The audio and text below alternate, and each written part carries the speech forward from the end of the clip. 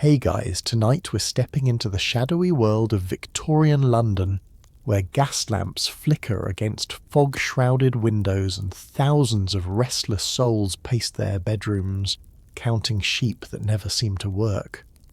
You can almost hear the clip-clop of horse hooves on cobblestones, the distant whistle of steam engines, and beneath it all, the collective sighing of an entire generation that simply cannot fall asleep.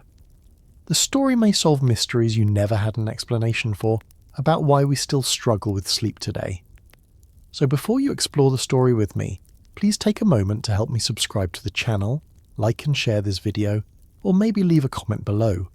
But make sure you do it when you really like what I bring to you. I'd love to hear where and when you started watching this video, or perhaps you could share a compliment about your favourite sleepy history topic.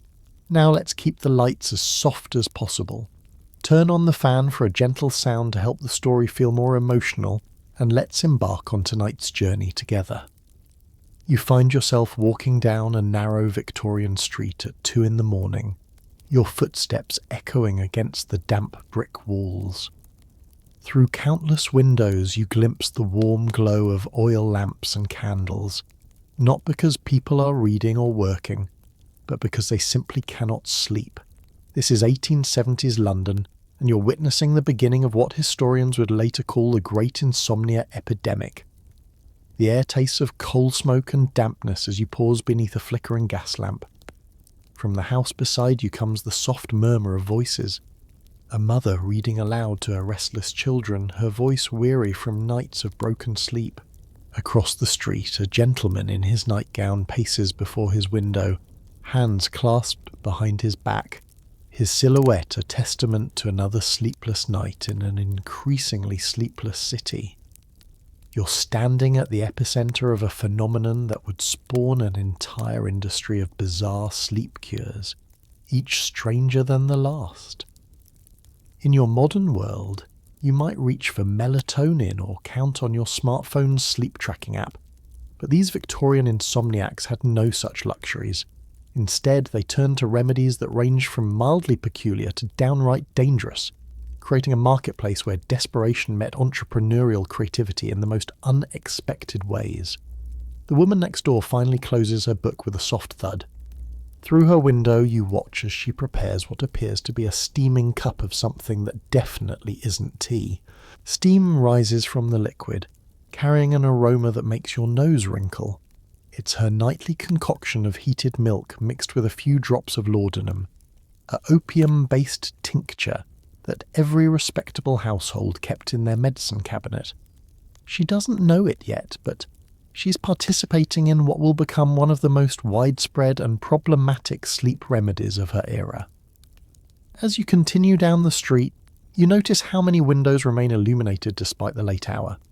Behind each glowing pane lies a story of Victorian insomnia, the factory worker whose body refuses to adjust to 12-hour shifts, the society lady whose corset-compressed organs rebel against horizontal rest, the businessman whose mind races with calculations and concerns that seem to multiply in the darkness.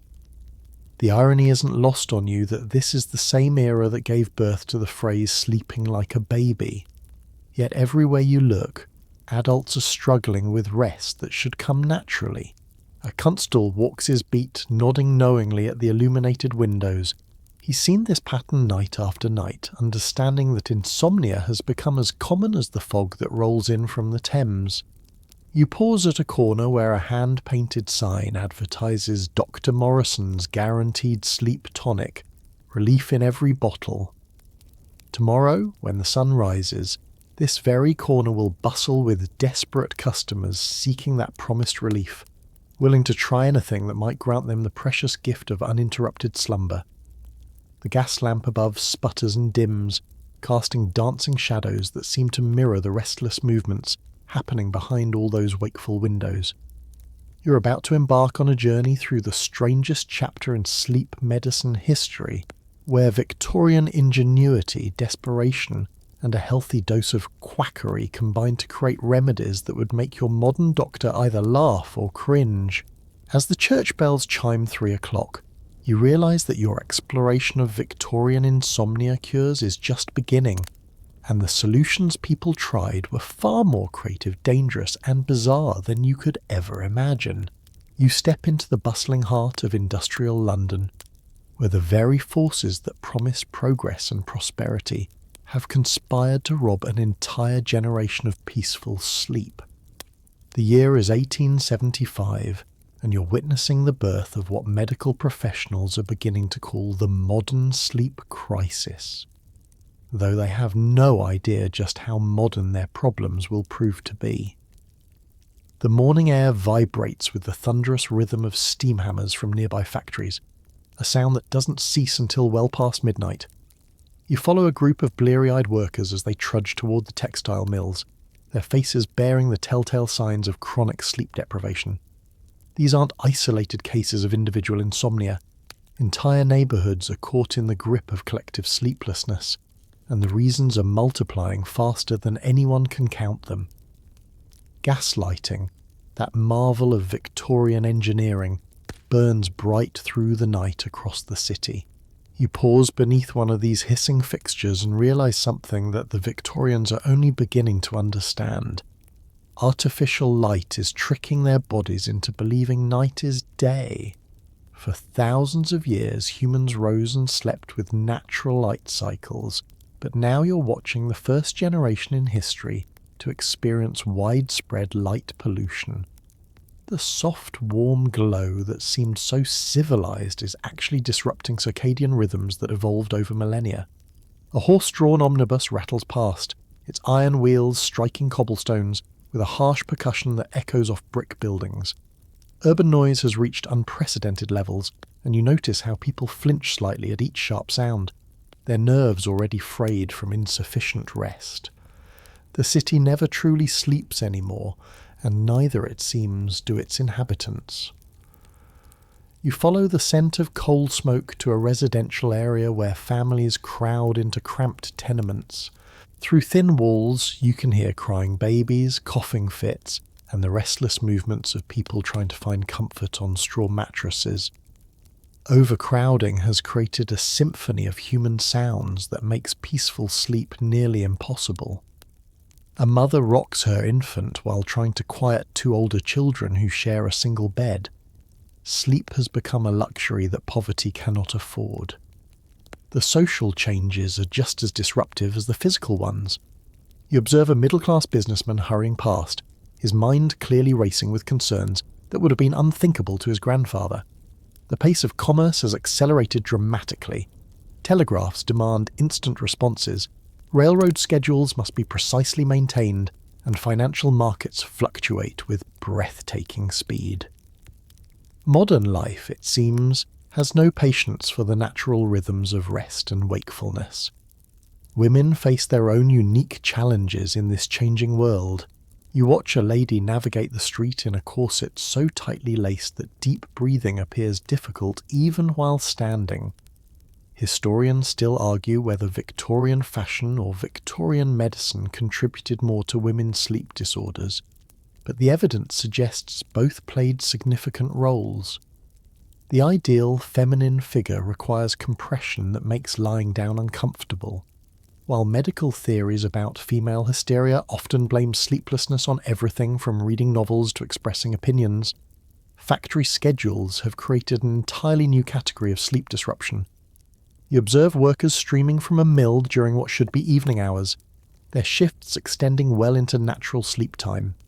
The concept of working around the clock has literal meaning now, as industrial production demands human labour during hours when bodies naturally seek rest.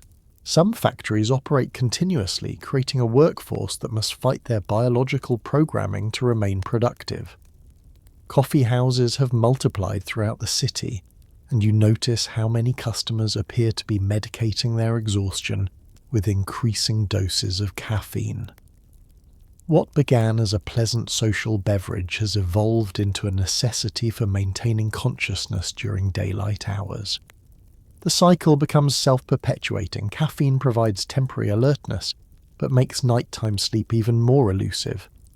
Medical professionals are beginning to document what they observe, though their understanding remains limited.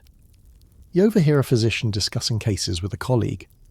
The nervous system appears to be overstimulated by modern conditions, he says, not realizing how prescient his observation will prove. They're witnessing the early stages of what you might recognize as anxiety disorders, but Victorian medicine lacks the vocabulary to properly describe what's happening. The railway system deserves special mention in this catalogue of sleep disruption. You stand on a platform as the evening train arrives with a tremendous hiss of steam and screech of metal. Passengers emerge looking haggard, not just from travel, but from the chronic sleep disruption that comes with living near railway lines. The Industrial Revolution has literally shaken people awake, and the vibrations from passing trains can be felt through the ground for miles. Religious and social pressures add another layer of complexity. You notice how many people carry themselves with a particular kind of tension, the posture of individuals trying to maintain moral and social standards while battling physical exhaustion. Victorian society demands perfect composure and productivity, leaving no room for the natural variation in sleep patterns that previous generations accepted as normal. As evening approaches, you realize you're observing the perfect storm that created Victorian insomnia.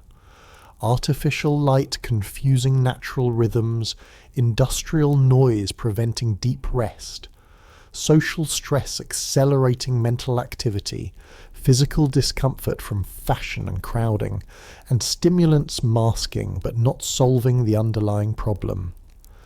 The stage is set for the desperate search for solutions that will define the next several decades of sleep medicine.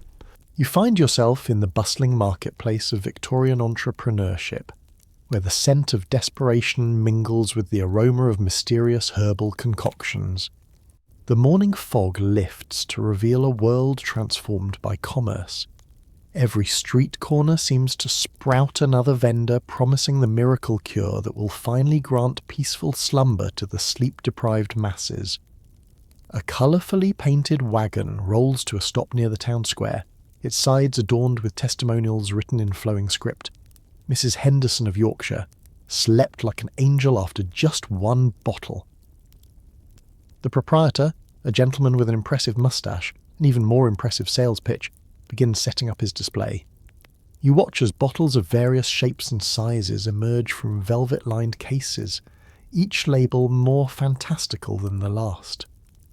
"Step right up," he calls, his voice carrying the practiced confidence of someone who has delivered this speech countless times.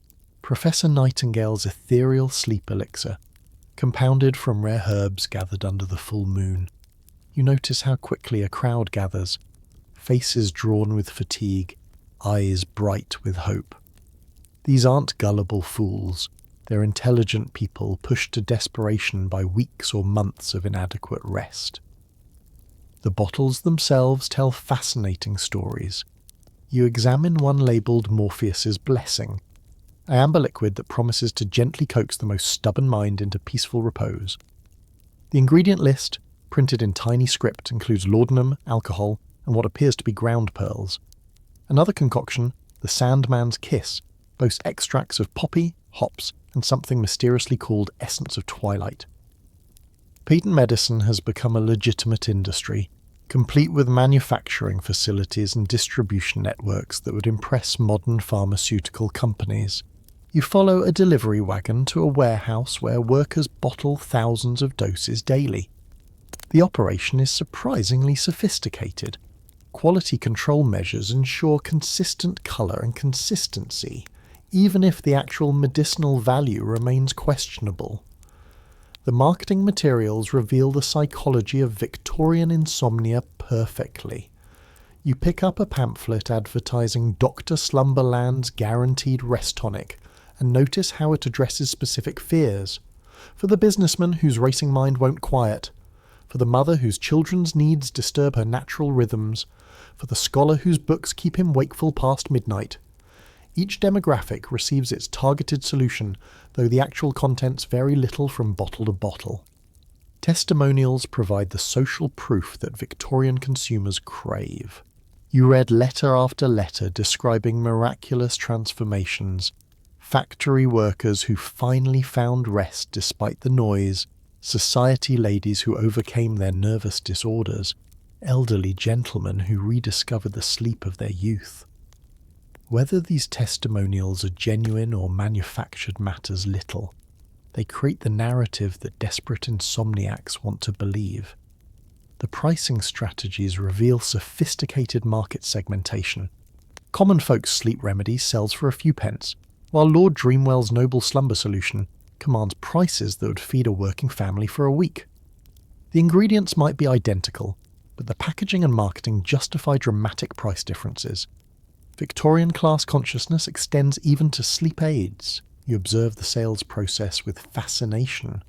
The vendor doesn't just sell bottles, he sells hope, confidence, and the promise of transformation. Watch how he personalizes his pitch for each customer, identifying their specific sleep complaint, nodding sympathetically at their suffering, then presenting his product as the precise solution they've been seeking. It's psychology and showmanship combined with just enough medical terminology to sound credible. Historians still argue whether these patent medicine sellers were cynical fraudsters or genuine believers in their products, but the evidence suggests a complex mixture of both. Many vendors seem sincerely convinced that their particular combination of herbs and chemicals offers real benefits. They've witnessed enough placebo effects and coincidental improvements to maintain their faith in the enterprise. The competition between vendors creates an arms race of increasingly exotic ingredients. You overhear conversations about importing rare botanicals from distant colonies, incorporating newly discovered chemical compounds, and consulting with mysterious European specialists who claim ancient knowledge of sleep induction. Each seller must differentiate his product in an increasingly crowded marketplace. Women represent a particularly lucrative market segment. You watch a female vendor targeting other women with products specifically formulated for feminine nervous disorders and maternal exhaustion. Her pitch acknowledges the unique challenges that Victorian women face: corsets that restrict breathing, social expectations that demand constant composure, and domestic responsibilities that allow little time for rest. The seasonal nature of insomnia complaints creates interesting business opportunities. Spring brings tonics designed to combat the restlessness of renewal, while autumn products promise to prepare the body for healthful winter slumber. Even the phases of the moon influence marketing messages, with special formulations for the supposedly disruptive effects of full moon periods. You notice how these entrepreneurs have created an entire vocabulary around sleep problems. Terms like nervous exhaustion, brain fog, and vital depletion become common currency, giving customers language to describe experiences that mainstream medicine hasn't yet learned to address. In many ways, patent medicine vendors serve as informal diagnosticians for a population that mainstream doctors often dismiss. The success of this industry reflects a genuine market need that conventional medicine isn't meeting. You realize that while many of these products may have little therapeutic value, they're filling a crucial gap in healthcare, providing hope, attention, and the sense that someone understands the very real problem of chronic sleeplessness. As the day's sales conclude and vendors pack their remaining inventory, you observe the complex legacy they're creating. A tradition of seeking chemical solutions to sleep problems that will persist long after their specific concoctions are forgotten. You step into the dimly lit interior of a Victorian pharmacy, where ornate glass bottles line mahogany shelves like jewels in a treasure chest. The air carries the sweet, cloying scent of opium mixed with alcohol, the unmistakable aroma of laudanum, which sits as casually on these shelves as aspirin might in your modern medicine cabinet. Behind the polished counter, a pharmacist in a starched white coat measures careful drops into a small brown bottle, his movements precise and practiced. "Just a few drops in warm milk before bedtime," he advises the well-dressed lady waiting at the counter. "It will quiet your nerves and grant you the peaceful rest you seek." You watch as money changes hands for what amounts to liquid opium, a transaction so routine that neither participant seems to grasp the magnitude of what they are exchanging. This is 1878, and you're witnessing the height of what historians now call the opiate sleep remedy epidemic.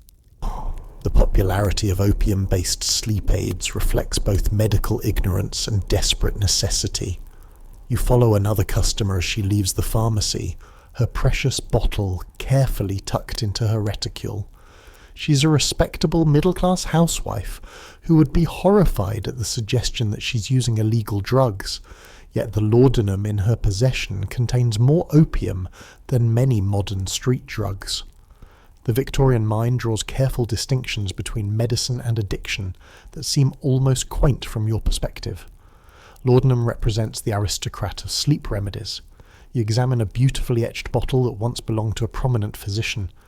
The liquid inside appears almost black, its potency concentrated enough to provide relief with just a few drops. The formula typically combines opium with alcohol, creating a double sedative effect that virtually guarantees unconsciousness. For chronic insomniacs, it offers something that no other remedy of the era can match: reliable, predictable sleep induction. The medical establishment's endorsement of opiate sleep aids carries tremendous weight with Victorian consumers. You observe a doctor making his rounds, his medical bag containing multiple bottles of morphine solutions alongside more conventional treatments. Physicians regularly prescribe opiates for everything from teething babies to elderly insomniacs, seeing them as wonder drugs that can solve problems other medications cannot touch. Patent medicine manufacturers have seized upon the effectiveness of opiates to create increasingly potent sleep remedies. You examine bottles of Mrs. Winslow's soothing syrup and Dr. McMahon's elixir of opium, products marketed directly to consumers without medical supervision. The advertising promises gentle natural sleep, carefully avoiding any mention of the addictive properties that modern medicine understands all too well. Women find themselves particularly vulnerable to opiate dependency through sleep medications. You witness the daily routine of a society lady who began taking laudanum for occasional sleeplessness, but now requires increasingly larger doses just to function normally. Her physician, following conventional medical wisdom of the era, continues prescribing higher concentrations, interpreting her tolerance as evidence that her condition is worsening rather than recognizing the signs of physical dependence. The social acceptability of opiate use creates a peculiar blind spot in Victorian moral consciousness. You observe a temperance meeting where speakers condemn the evils of alcohol, while several attendees discreetly sip from small bottles of laudanum. The distinction seems arbitrary from your modern perspective, but Victorian society somehow manages to condemn recreational intoxication while embracing medicinal sedation. Historians still argue whether Victorian doctors genuinely believed opiates were safe for regular use, or whether they simply lacked better alternatives for treating chronic insomnia. The medical literature of the period reveals a troubling pattern: initial enthusiasm for opiate sleep remedies, followed by growing concern about patient dependency, but no clear alternative treatments to offer suffering insomniacs. The economics of opiate sleep aids create perverse incentives throughout the medical system. You notice how pharmacists stock multiple varieties of opium-based products, each promising slightly different effects or targeting specific demographics. The profit margins on these medications far exceed those of conventional remedies, creating financial pressure to recommend them even for relatively minor sleep disturbances. Children represent a particularly tragic chapter in this story. You observe a mother administering soothing syrup to her fussing infant, unaware that she's essentially drugging her child into unconsciousness. Pediatric opiate use reaches shocking levels during this period, as parents desperate for sleep use the most effective sedatives available to quiet restless children.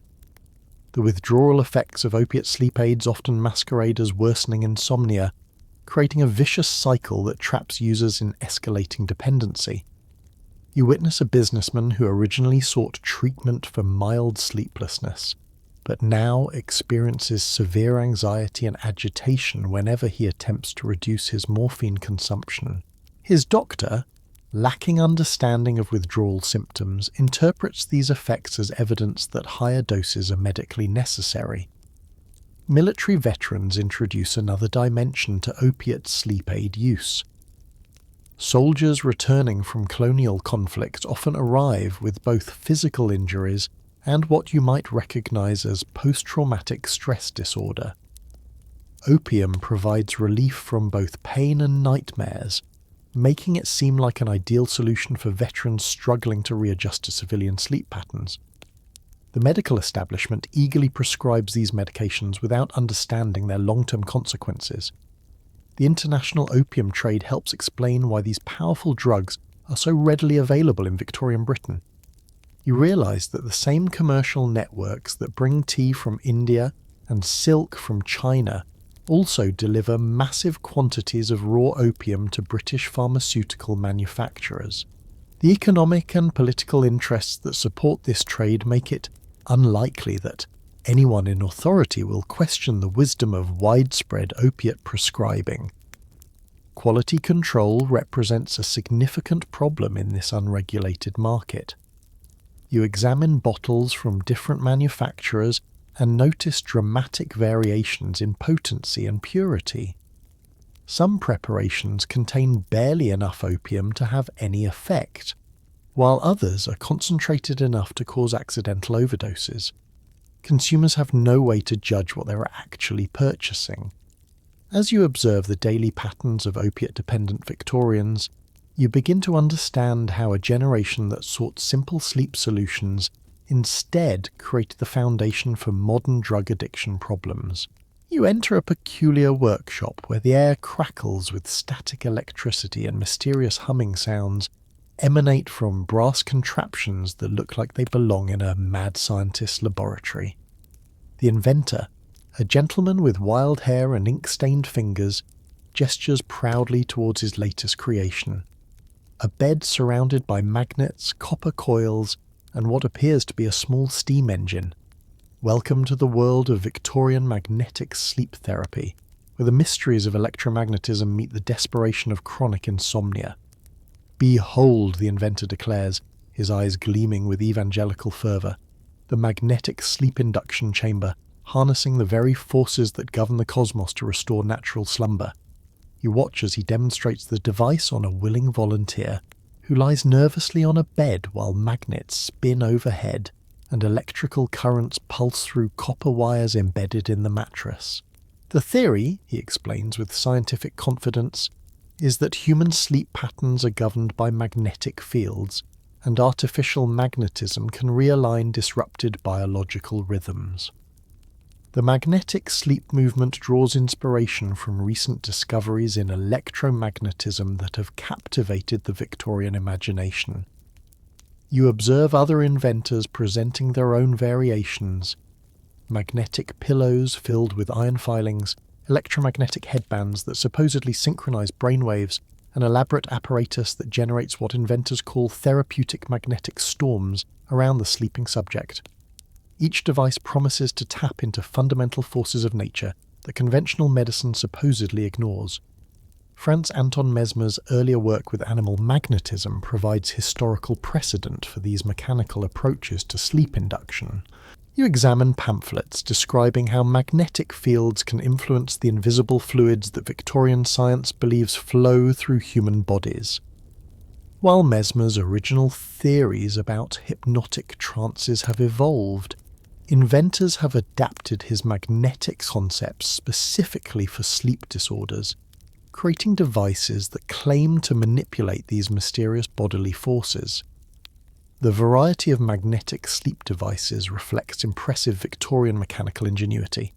You encounter the rotary magnetic sleep inducer, a contraption resembling a mechanical planetarium that slowly rotates magnets around the sleeper's head in patterns supposedly mimicking celestial movements.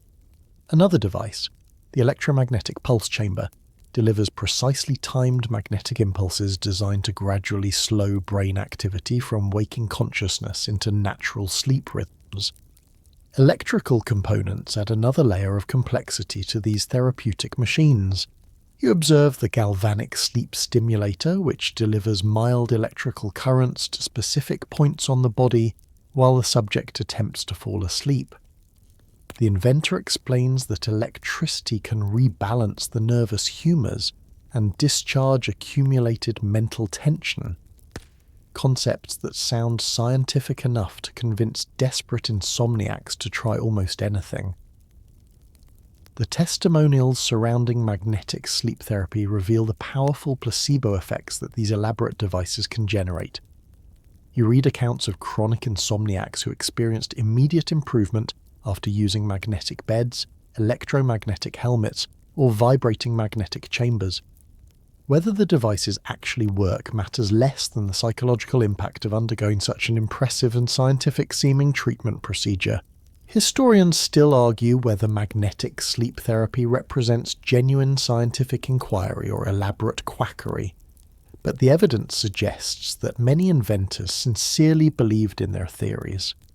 The devices require significant investment in materials and manufacturing, suggesting that creators expected real medical results rather than simply exploiting gullible customers.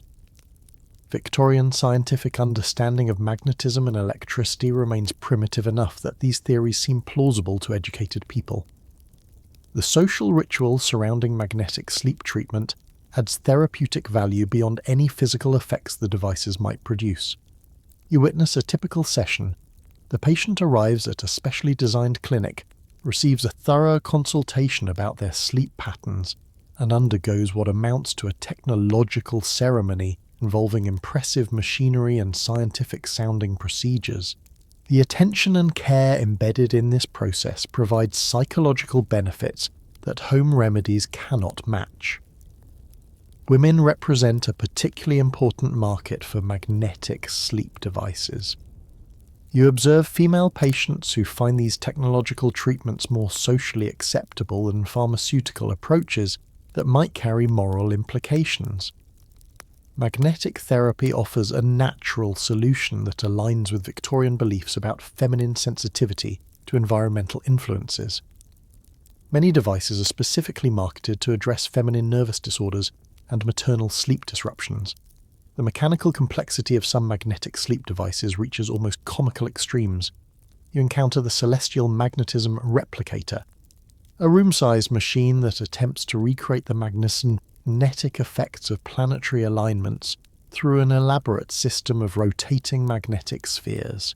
The inventor claims that disrupted sleep patterns result from being disconnected from cosmic magnetic influences that primitive humans naturally experienced.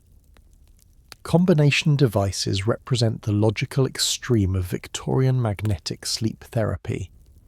You examine machines that incorporate magnets, electricity, mechanical vibration, musical tones, and aromatic vapours, all working in supposedly synchronized harmony to induce sleep. These elaborate contraptions require teams of operators and occupy entire rooms, making them accessible only to wealthy patients who can afford private treatment facilities. The scientific language surrounding magnetic sleep therapy reveals how Victorian inventors attempted to legitimize their approaches.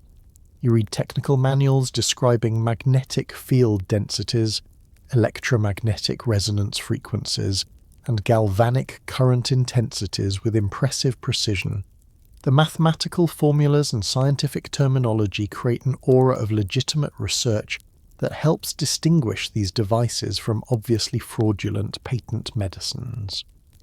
Competition between different magnetic sleep therapy systems creates an arms race of increasingly elaborate claims and more complex machinery.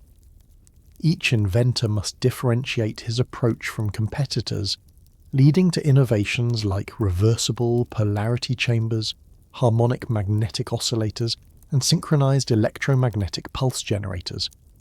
The devices become more impressive and more expensive, but not necessarily more effective. As you observe these magnetic sleep chambers in operation, you realize that Victorian inventors are essentially creating the first generation of high-tech sleep aids. While their understanding of magnetism and electricity may be flawed, their recognition that sleep problems might respond to technological solutions proves remarkably prescient. The legacy of magnetic sleep therapy extends far beyond these specific Victorian devices, establishing precedents for using technology to address sleep disorders that will eventually evolve into modern approaches. You step into the private study of Dr. Mortimer Blackwood, where the gaslight flickers across an array of glass bottles containing clear liquids that seem to shimmer with dangerous promise. The sweet chemical scent in the air makes your head feel slightly dizzy. It's chloroform, and you're about to witness one of the most reckless chapters in Victorian sleep medicine. On the mahogany desk lies a leather-bound journal where the good doctor meticulously records his experiments with anaesthetic gases as recreational sleep aids. The sensation is quite remarkable, Dr. Blackwood explains to his colleague, holding up the small glass vial. 3 or 4 deep inhalations and the most stubborn case of insomnia simply dissolves. The patient drifts into the most peaceful slumber imaginable. You watch with growing unease as he demonstrates the technique on himself, breathing deeply from a chloroform-soaked cloth before settling back into his chair with a blissful expression. This is 1882, and you're witnessing the birth of a dangerous trend that will claim more lives than it saves. The discovery of chloroform's anaesthetic properties by Sir James Young Simpson revolutionised surgery, but Victorian experimenters quickly realised its potential for treating sleep disorders. You observe a typical chloroform sleep session in an upscale London clinic, where wealthy insomniacs pay substantial fees to inhale controlled doses of the anaesthetic under supposed medical supervision. The theory seems logical enough. If chloroform can render patients unconscious for surgery, smaller doses might provide the deep restorative sleep that natural methods cannot achieve. Private chloroform clubs emerge into fashionable neighbourhoods, operating with the discretion of gentlemen's establishments, but serving a far more dangerous purpose. You slip into one such gathering, where well-dressed men and women recline on velvet couches while attendants circulate with bottles and inhalation masks. The atmosphere combines the sophistication of a wine tasting with the reckless abandon of a dangerous experiment. Members compare their experiences like connoisseurs, discussing the quality of different chloroform preparations and debating optimal dosages for various types of sleep disturbance. The medical establishment's relationship with chloroform sleep therapy remains complex and contradictory. You read medical journal articles where respected physicians simultaneously warn against recreational chloroform use while documenting its effectiveness for treating severe insomnia cases. The same doctors who would never prescribe laudanum for minor complaints seem willing to experiment with anaesthetic gases that carry far greater risks of accidental overdose. Women represent a particularly tragic demographic in chloroform sleep therapy. Victorian medical theory suggests that feminine nervous systems respond more favourably to gaseous treatments than to solid medications. You observe female patients who turn to chloroform inhalation as a supposedly more refined alternative to laudanum or patent medicines. The social acceptability of taking the vapours provides cover for what amounts to recreational anaesthetic abuse. The apparatus used for chloroform sleep induction evolves with Victorian mechanical ingenuity. You encounter elaborate devices designed to deliver precisely measured doses. Breathing masks connected to glass chambers where chloroform evaporates at controlled rates, mechanical bellows that regulate vapour concentration, and even automatic timers that supposedly prevent accidental overdoses. The sophistication of the equipment creates an illusion of safety that the actual chemical properties of chloroform simply cannot support. Home chloroform kits become disturbingly popular among middle-class families seeking affordable sleep solutions. You examine a typical domestic setup: a small bottle of chloroform, a specially designed inhalation mask, and a detailed instruction manual promising safe self-administration. The marketing materials emphasize the convenience and privacy of home treatment, conveniently omitting warnings about the narrow margin between therapeutic and lethal doses. Historians still argue whether Victorian doctors genuinely believed chloroform could be safely used for sleep therapy, or whether professional arrogance prevented them from acknowledging the obvious dangers.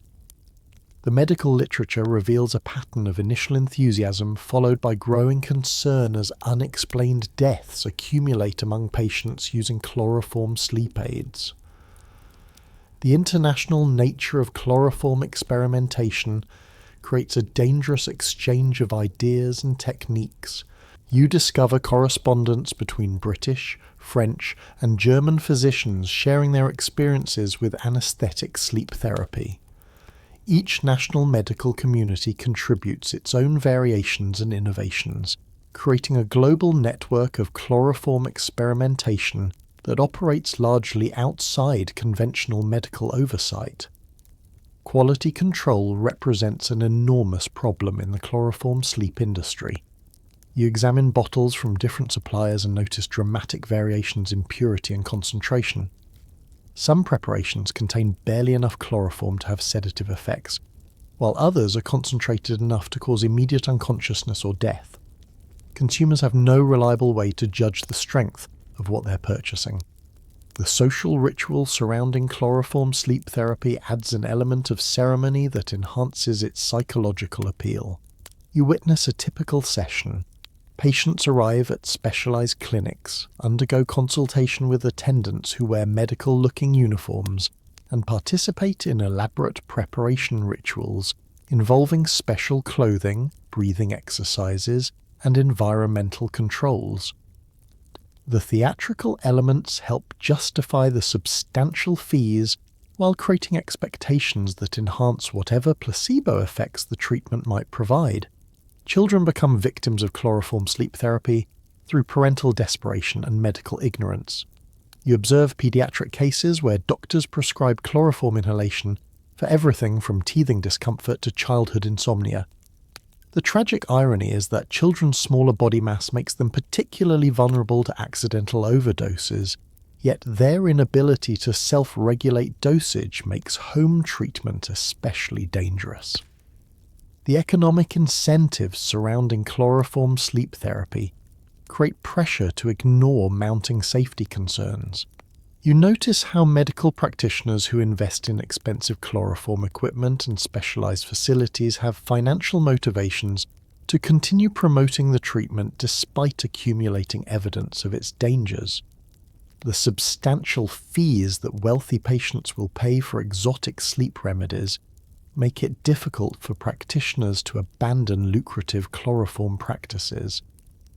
As you observe the chloroform sleep therapy phenomenon, you realize you're witnessing a perfect storm of medical hubris, inadequate safety testing, and desperate consumer demand that will eventually force Victorian medicine to confront the limits of experimental treatment. You find yourself in the workshop of Reginald Pemberton, Victorian engineer and self-proclaimed sleep mechanist, surrounded by the most peculiar collection of contraptions you've ever encountered. Gears tick rhythmically, springs compress and release with measured precision, and somewhere in the mechanical symphony, a full-sized adult cradle rocks slowly back and forth. The air smells of machine oil and determination as Pemberton explains his revolutionary approach. If sleep won't come naturally, we shall simply engineer it into existence. The centerpiece of his collection is the somnambulistic oscillation bed, a marvel of Victorian engineering that combines the soothing motion of a cradle with the precision of clockwork. You watch as a volunteer test subject climbs onto the padded platform, which immediately begins a complex pattern of gentle rocking, rotating and swaying motions. The bed operates on a system of counterweights and springs that can maintain its rhythmic movement for up to 8 hours without winding, creating what Pemberton calls mechanical maternal comfort for the adult nervous system. The theoretical foundation for mechanical sleep induction draws from observations of infant sleep patterns and emerging theories about motion sickness. You examine Pemberton's detailed notes documenting how rhythmic movement affects different aspects of consciousness. Lateral rocking supposedly calms anxiety, vertical oscillation reduces mental activity, and rotational motion induces the drowsiness experienced during carriage rides. His approach treats insomnia as a mechanical problem requiring a mechanical solution. Breathing regulation devices represent another category of Victorian sleep machinery. You encounter the pneumatic sleep regulator, a contraption that fits over the sleeper's nose and mouth, mechanically controlling the rhythm and depth of respiration. The theory suggests that irregular breathing patterns contribute to insomnia, and external mechanical control can establish the steady respiratory rhythm associated with deep sleep. The device uses a system of bellows and valves to impose what its inventor calls optimal sleep breathing on subjects who cannot naturally achieve proper respiratory patterns. The variety of mechanical sleep aids reflects impressive Victorian ingenuity combined with desperate market demand. You observe the cranial percussion engine, a helmet-like device that delivers gentle rhythmic tapping to specific points on the skull, supposedly stimulating sleep-inducing pressure points identified through phrenological analysis. Another invention, the sympathetic vibration chamber, encases the sleeper in a wooden box that resonates with carefully tuned musical frequencies designed to harmonize with natural sleep rhythms. Automated massage devices promise to deliver the relaxation benefits of human touch through mechanical precision. You examine the mechanical mesmerist, a complex apparatus of rotating brushes, vibrating pads, and oscillating pressure points that can deliver a full-body massage without human operators. The machine follows pre-programmed sequences designed to systematically relax different muscle groups in the precise order that sleep researchers believe leads to natural drowsiness. The social aspects of mechanical sleep therapy create interesting dynamics between patients and practitioners. You witness consultations where sleep engineers conduct detailed interviews about individual insomnia patterns, then customize mechanical devices to address specific problems. The personal attention and technical expertise involved in this process provide psychological benefits that mass-produced remedies cannot match, even if the actual mechanical effects remain questionable. Historians still argue whether Victorian mechanical sleep devices represent legitimate medical innovation or elaborate placebo delivery systems, but the evidence suggests that many patients experienced genuine improvement.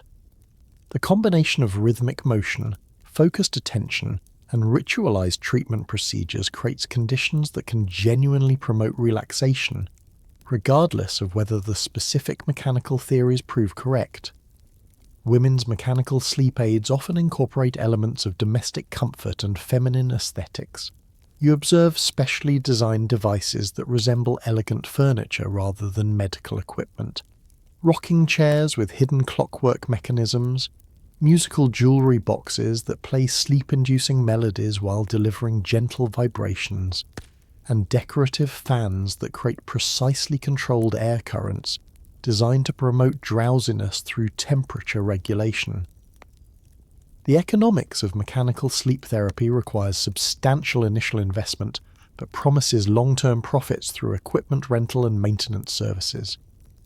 You notice how sleep engineers operate more like luxury furniture makers than medical practitioners, crafting custom devices for wealthy clients who can afford both the initial expense and ongoing service costs. The business model relies on creating impressive, personalized solutions that justify premium pricing.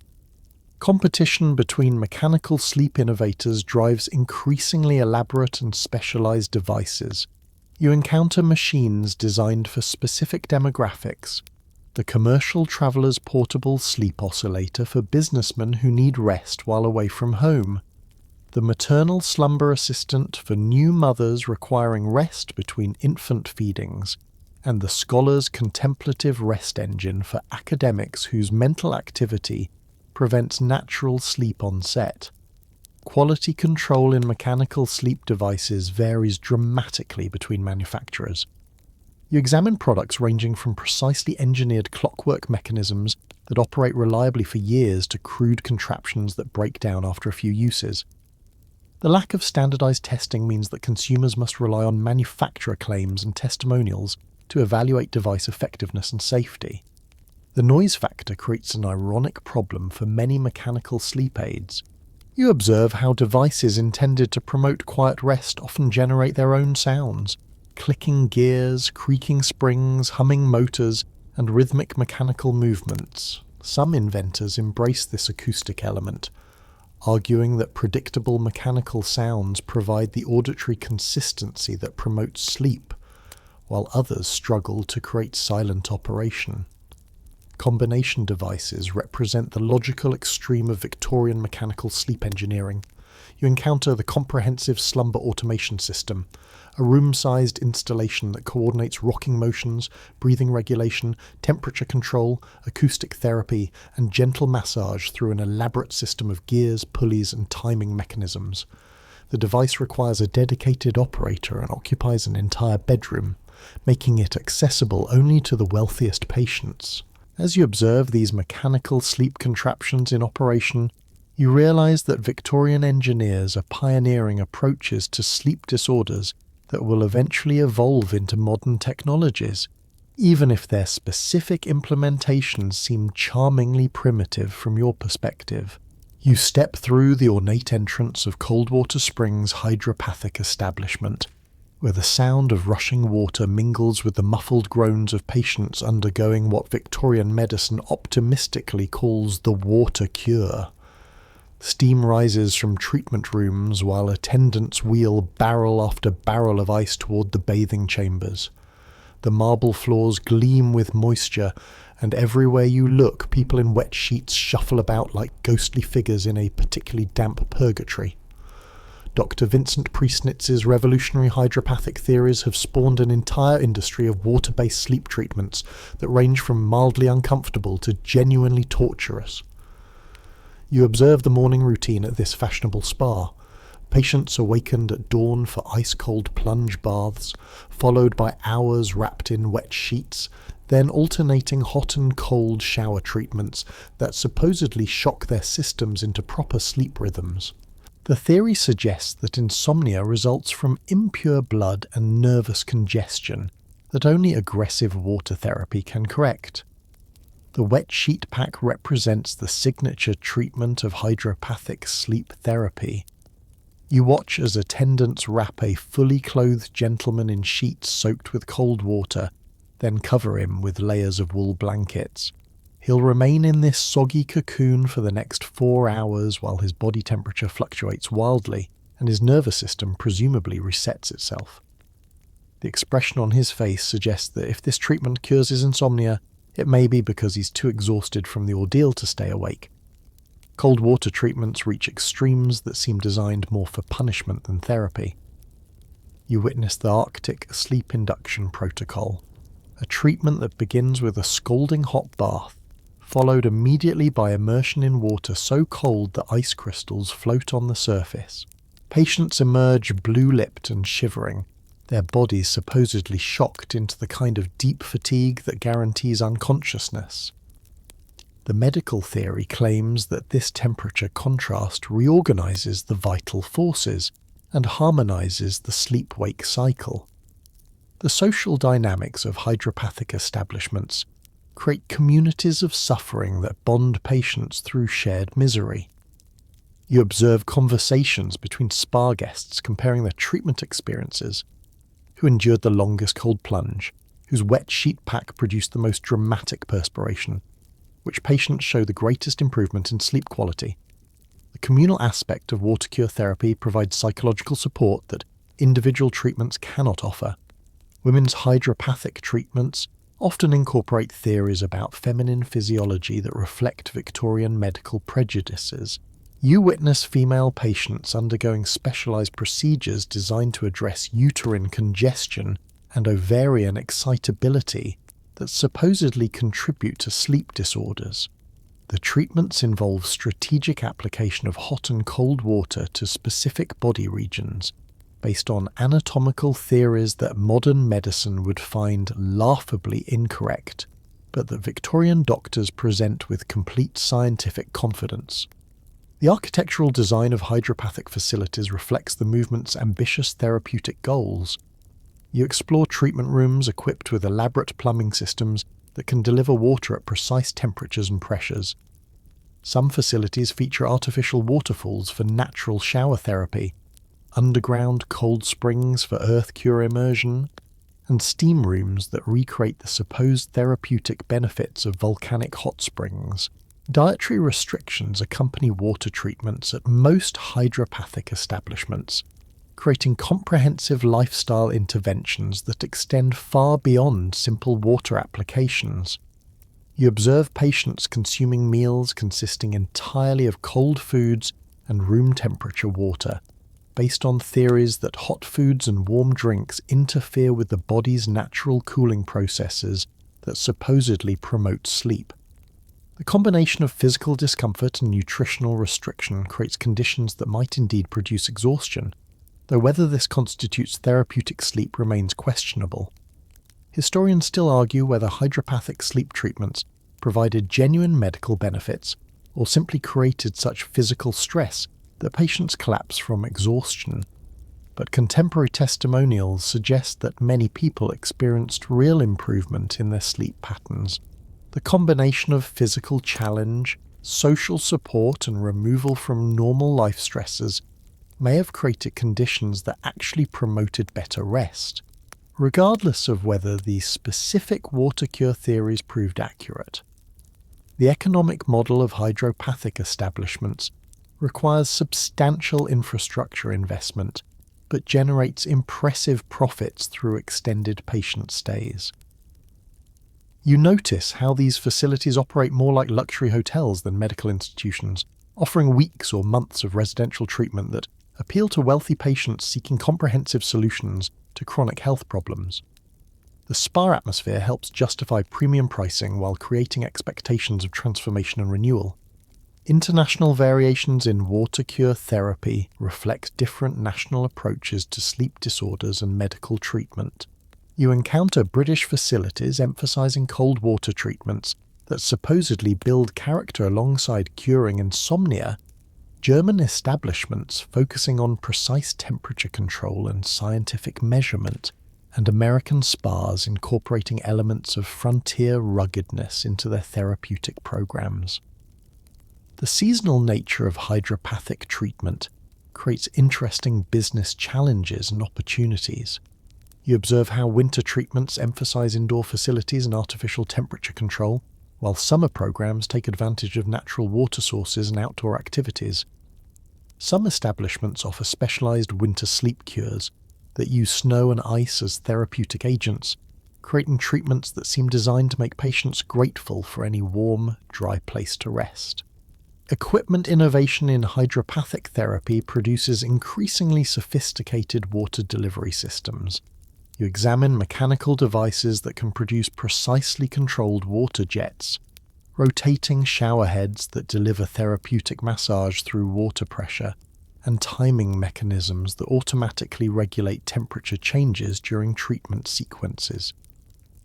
The engineering complexity rivals that of mechanical sleep devices, suggesting that Victorian inventors saw water therapy as equally worthy of technological innovation. The religious and moral dimensions of hydropathic treatment appeal to Victorian sensibilities about virtue and self-improvement. You observe how water cure establishments frame their treatments as opportunities for spiritual purification alongside physical healing.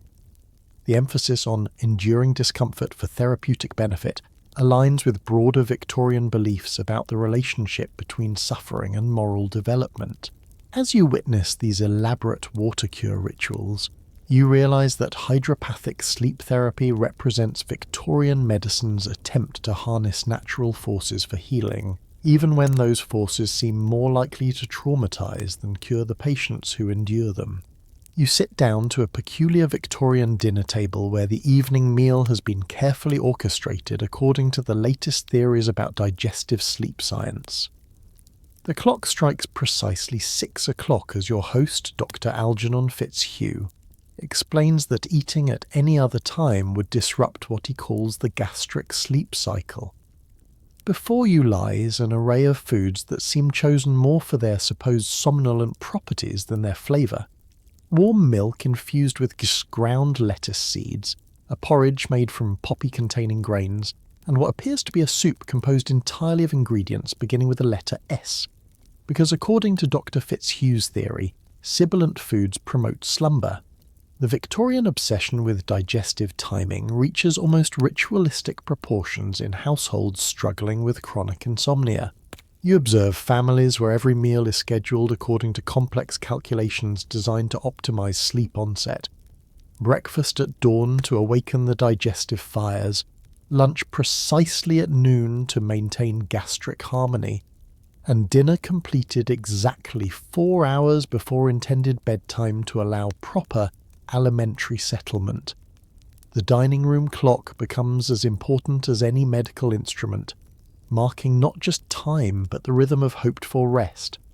Dr. Fitzhugh's personal theory connects specific foods to sleep quality through what he calls sympathetic digestion. You sample his recommended evening menu. Foods that are naturally drowsy in appearance or behaviour supposedly transfer their sleepy qualities to human consumers. Lettuce earns prominence because it wilts and appears tired, while certain mushrooms make the list because they grow in dark, quiet places. The logic seems charmingly naive from your perspective, but Victorian diners embrace these theories with desperate seriousness. The emerging science of nutrition provides a vocabulary for increasingly elaborate dietary sleep theories. You encounter Dr. Millicent Thornberry's influential pamphlet, Alimentary Insomnia Solutions, which categorizes all foods according to their nervous excitation properties and soporific potential. According to her system, proteins stimulate mental activity and should be avoided after noon, while carbohydrates promote drowsiness and should dominate evening meals. Her followers plan their entire days around these nutritional sleep calculations. Digestive timing theories create complex social protocols around Victorian dining. You witness dinner parties where hostesses carefully sequence courses according to sleep-promoting principles.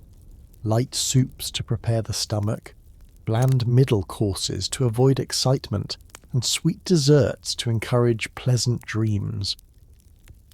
Conversation topics are similarly regulated. Stimulating discussions about politics or business are forbidden after sunset, replaced by gentle topics deemed suitable for pre-sleep mental states.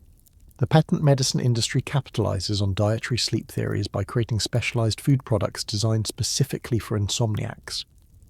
You examine advertisements for Dr. Slumberland's Sleepy Time biscuits, Professor Nightcap's drowsy digestives, and the original Morpheus milk powder, each promising to deliver precise nutritional combinations that guarantee peaceful rest. These products often combine conventional foods with mild sedative herbs, creating edible sleep aids that seem more natural than liquid medications. Women face particular dietary restrictions based on Victorian theories about feminine digestion and sleep patterns. You observe households where wives and daughters follow entirely different evening meal schedules from their male relatives, consuming smaller portions of blander foods based on medical beliefs about delicate feminine digestive systems. Some theories suggest that women require cooling foods in the evening while men need warming foods, leading to separate meal preparations that double the work of household kitchens. The international influence of different national cuisines creates competing theories about optimal sleep diets. You encounter British physicians advocating heavy, warming foods for evening consumption, French doctors promoting light wines and delicate preparations, and German medical authorities recommending systematic elimination of all stimulating spices and seasonings. Each national approach claims scientific superiority while reflecting broader cultural attitudes toward food and health. Historians still argue whether Victorian dietary sleep theories contained any genuine nutritional wisdom or simply provided psychological comfort through ritualized eating patterns, but some of their observations prove remarkably prescient. The recognition that large meals before bedtime can disrupt sleep, that alcohol initially promotes drowsiness but later causes awakening, and that caffeine interferes with rest all anticipate modern sleep hygiene recommendations. The economic implications of specialized sleep diets create new market opportunities for food producers and retailers. You observe grocery stores developing special sections for somnolent supplies, restaurants offering pre-sleep dining experiences, and cookbook publishers producing volumes dedicated entirely to sleep-promoting recipes. The commercial potential of dietary sleep theories transforms eating from a simple necessity into a medical intervention. Seasonal variations in sleep diets reflect Victorian beliefs about how different times of year require different nutritional approaches to rest. You witness households that shift their entire eating patterns according to calendar seasons, winter menus emphasizing warming, heavy foods that supposedly promote longer sleep periods, while summer diets focus on cooling, lighter preparations designed to prevent overheating during warm nights. The measurement and documentation of dietary sleep experiments produces an impressive body of Victorian pseudoscientific literature. You examine detailed journals where patients record not just what they ate and when they slept, but precise correlations between specific foods and dream content, sleep duration, and morning alertness levels. These amateur researchers approach their eating patterns with scientific methodology, even if their theoretical foundations remain questionable. Children's sleep diets receive special attention from Victorian parents, desperate to ensure their offspring get adequate rest. You observe nursery meals designed according to pediatric sleep theories. Warm milk with honey to promote drowsiness, bland porridges to avoid digestive excitement, and strict prohibition of stimulating foods like chocolate or spiced cakes after midday. The entire family's eating schedule often revolves around children's sleep needs.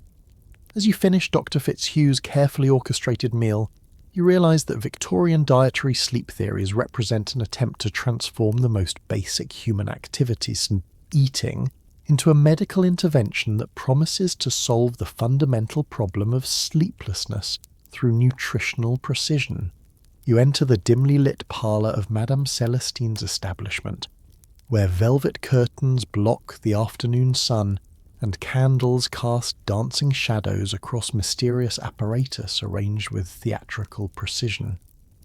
The air carries the scent of sandalwood and something else, an electrical tension that makes the hair on your arms stand slightly on end. Madame Celestine herself appears almost ethereal in her flowing robes, her eyes fixed on yours with unsettling intensity as she explains her revolutionary approach to sleep disorders.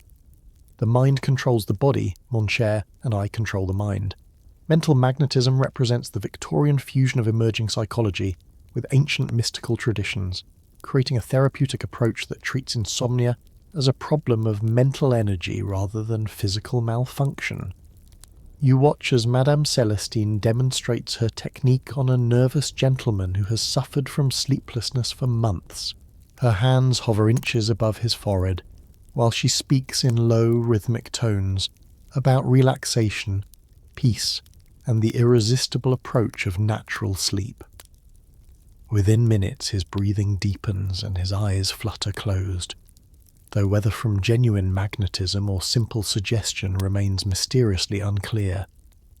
The theoretical foundation of mental magnetism draws from Franz Anton Mesmer's theories about invisible fluids that flow between human beings, combined with newer ideas about the power of concentrated mental energy. You observe practitioners who claim they can project calming influences directly into their patients' nervous systems, bypassing the need for drugs or mechanical devices. The treatment requires nothing more than focused attention and mysterious personal magnetism, making it accessible to practitioners who lack medical training or expensive equipment. Professional mesmerists establish practices throughout Victorian cities, advertising their services with impressive testimonials and scientific-sounding credentials. You examine the business cards of various practitioners. Professor Hypnos, graduate of the Vienna Institute of Animal Magnetism. Dr. Morpheus Blackwood, certified practitioner of magnetic sleep induction. And the amazing somnambula, mistress of mental magnetism. The titles sound impressive enough to convince desperate insomniacs that they're consulting legitimate medical specialists. The social dynamics of mental magnetism sessions create intimate therapeutic relationships that conventional medicine cannot match. You witness the careful attention that magnetists pay to their patients' individual stories, fears, and sleep difficulties.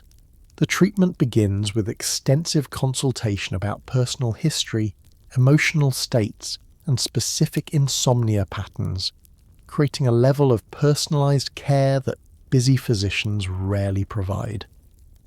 This psychological attention may contribute as much to therapeutic success as any actual magnetic effects. Group magnetism sessions emerge as a popular and profitable variation on individual treatment. You observe evening gatherings where a single magnetist attempts to induce sleep in multiple patients simultaneously. The parlour fills with people reclining in comfortable chairs while the practitioner moves between them, hands extended, channeling what he describes as universal sleep magnetism throughout the room.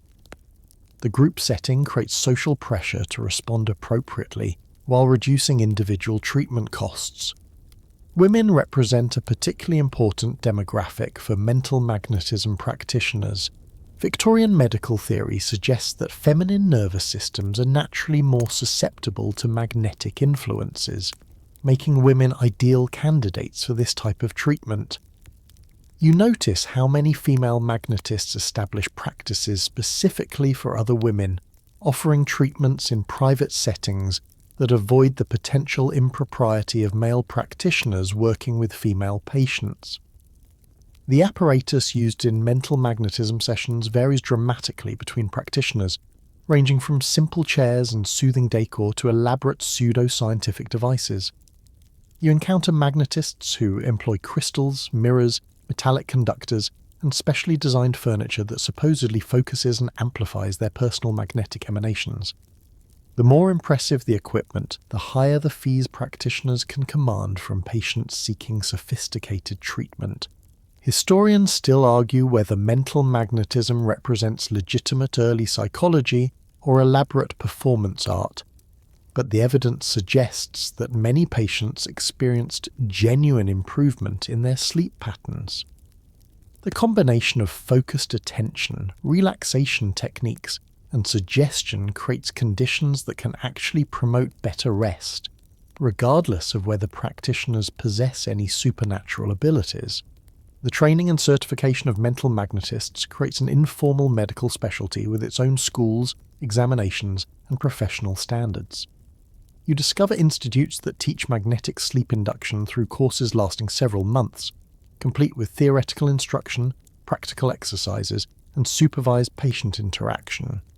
Graduates receive impressive certificates that help establish their credibility with potential patients. Competition between different schools of mental magnetism leads to increasingly elaborate theoretical systems and treatment approaches. You encounter practitioners who specialize in solar magnetism, treatments conducted only during daylight hours, lunar magnetism, sessions timed to lunar phases, and seasonal magnetism, techniques that change according to calendar seasons. Each approach claims unique advantages and superior results. The international exchange of mental magnetism techniques creates a global network of practitioners sharing methods and theories. You observe correspondence between British, French, German, and American magnetists describing their various approaches to sleep induction. European practitioners often emphasize classical mesmerism, while American magnetists incorporate elements of spiritualism and frontier self-reliance into their therapeutic methods. Quality control in mental magnetism practice depends entirely on individual practitioner abilities and ethics, creating enormous variation in treatment quality and safety. You encounter magnetists ranging from skilled practitioners who provide genuine therapeutic benefit through suggestion and relaxation techniques to obvious charlatans who exploit vulnerable patients without providing any real assistance. The relationship between mental magnetism and emerging scientific psychology creates interesting tensions within the medical establishment. You observe how some physicians dismiss magnetism as the pure superstition, while others attempt to incorporate magnetic techniques into conventional medical practice. The debate reflects broader Victorian struggles to distinguish legitimate psychological treatment from supernatural claims. Children become subjects of mental magnetism treatment through parental desperation and practitioners who claim special abilities with young patients. You witness pediatric sessions where magnetists work with sleepless children, using gentle techniques that often resemble modern play therapy, more than mysterious magnetic manipulation. The attention and care involved in these treatments may provide genuine benefits regardless of any supposed magnetic effects. As you observe these mental magnetism sessions, you realize that Victorian practitioners are pioneering psychological approaches to sleep disorders that will eventually evolve into legitimate psychotherapy, even if their specific theoretical frameworks seem charmingly mystical from your modern perspective. You find yourself at dawn on the grounds of Colonel Reginald Biffington's Military Sleep Academy, where the sound of whistles pierces the morning air and exhausted-looking civilians in makeshift uniforms stumble through what appears to be an obstacle course designed by someone who believes insomnia can be conquered through sheer physical exhaustion. The Colonel himself, a veteran of colonial campaigns with an impressive mustache and even more impressive voice, bellows instructions to his bleary-eyed recruits. If you can't sleep naturally, by God, we'll tire you into unconsciousness. The military approach to sleep disorders reflects Victorian beliefs about the relationship between physical exertion and natural rest patterns. You observe the daily routine that Colonel Biffington has developed for civilian insomniacs. Reveille at 5 o'clock, followed by calisthenics, marching drills, manual labour, and what he calls fatigue exercises, specifically designed to exhaust every muscle group. The theory suggests that modern urban life provides insufficient physical challenge, leaving bodies with excess energy that prevents natural sleep onset. The exercise regimens prescribed for sleep disorders reach extremes that would challenge professional athletes. You witness patients performing hundreds of repetitions of basic movements, arm circles designed to exhaust the shoulder girdle, leg lifts intended to drain the lower extremities, and jumping exercises that supposedly fatigue the entire nervous system simultaneously. The medical theory claims that systematic exhaustion of specific muscle groups creates the physical conditions necessary for deep restorative sleep. Dr. Millicent Ashworth's feminine fatigue therapy adapts military-style exercise for Victorian ladies who cannot participate in Colonel Biffington's more aggressive programs. You observe her clinic where women in modified exercise costumes perform genteel versions of exhausting activities. Vigorous needlework designed to tire the arms, energetic dancing that supposedly drains nervous energy, and walking routines that cover impressive distances while maintaining social respectability. The exercises appear delicate but prove surprisingly demanding. Gymnasium-based sleep therapy creates specialized fitness facilities dedicated specifically to treating insomnia through planned physical exhaustion. You explore one such establishment where patients follow individualized exercise prescriptions designed to address their specific sleep complaints. Rapid walking for those whose minds race at bedtime, heavy lifting for patients who report feeling physically restless, and complex movement sequences for insomniacs who struggle with coordination between mental and physical fatigue. The timing of exercise treatments reflects sophisticated theories about how physical activity affects sleep cycles. You observe facilities that offer different exercise schedules for different types of insomnia.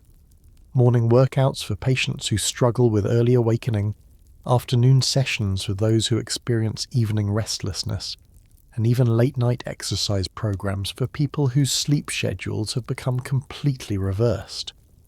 The precision of these timing protocols suggests genuine observation of how exercise affects individual sleep patterns.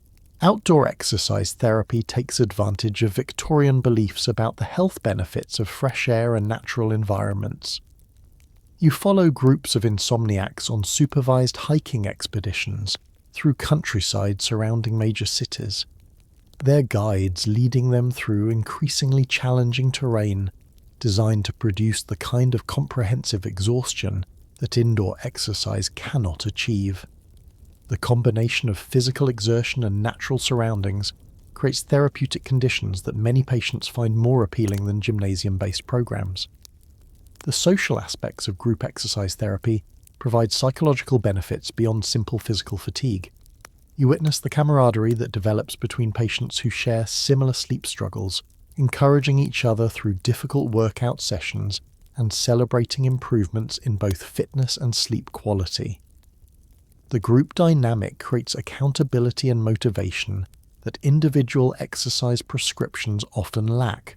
Historians still argue whether Victorian exercise therapy for sleep disorders represented legitimate medical insight or simply reflected cultural biases about the virtues of hard work and physical discipline, but many of their observations about the relationship between activity and rest prove remarkably accurate. The recognition that sedentary lifestyles can contribute to sleep problems and that appropriate exercise can improve sleep quality anticipates modern sleep medicine recommendations. The economic model of exercise-based sleep therapy creates new business opportunities for fitness entrepreneurs and former military officers seeking civilian careers. You observe how these establishments combine elements of gymnasiums, military training facilities, and medical clinics to create unique therapeutic environments that appeal to patients seeking alternatives to pharmaceutical treatments. The emphasis on discipline and character building helps justify premium pricing. Equipment innovation in exercise sleep therapy produces specialized apparatus designed specifically for inducing fatigue rather than building strength or skill. You encounter machines that require repetitive motions without productive purpose, exercise devices that become progressively more difficult as patients use them, and apparatus that measures and documents the precise degree of exhaustion achieved during each session. The engineering reflects Victorian fascination with quantifying and mechanizing even the most basic human activities. Women's exercise therapy faces particular challenges due to social restrictions on feminine physical activity and medical theories about female physiology. You observe specialized programs that promise to provide adequate physical exhaustion while maintaining social respectability.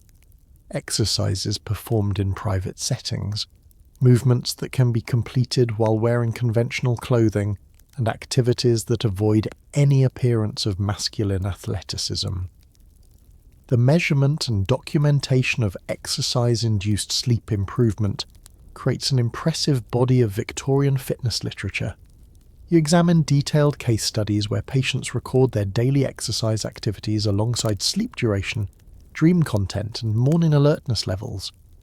These amateur researchers approach their fitness routines with scientific methodology, seeking to identify the precise combination of activities that produces optimal sleep results. International variations in exercise sleep therapy reflect different national approaches to physical fitness and medical treatment.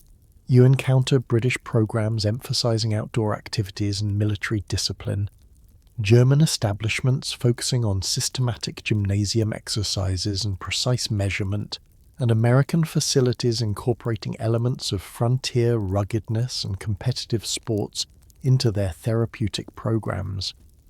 Seasonal modifications in exercise therapy acknowledge how different weather conditions affect both physical activity and sleep patterns. You observe how winter programs emphasize indoor exercises and artificial heating to maintain therapeutic sweating, while summer sessions take advantage of longer daylight hours and outdoor activities that would be impossible during colder months.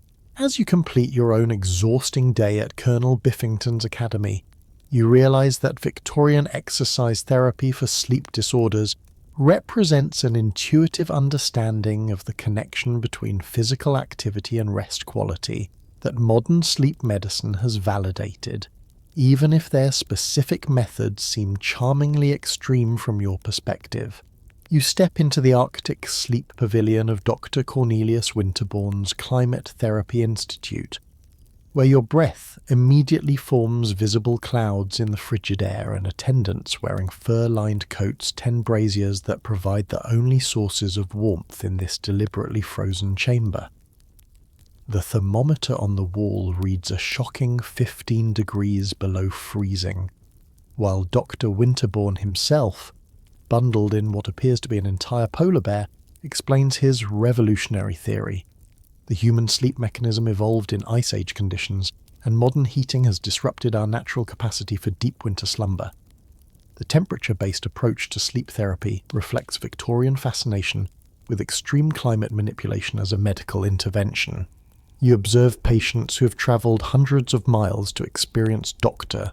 Winterbourne's glacial sleep induction protocol, a treatment that begins with gradual cooling over several hours, followed by supervised sleep attempts in temperatures that would challenge Arctic explorers. The theory suggests that cold exposure triggers ancient biological responses that promote deeper, more restorative sleep than temperate conditions can achieve. Opposite extremes appear at Dr. Flavia Scorching's Desert Sleep Emporium, where artificial heating systems maintain temperatures that rival the Sahara Desert.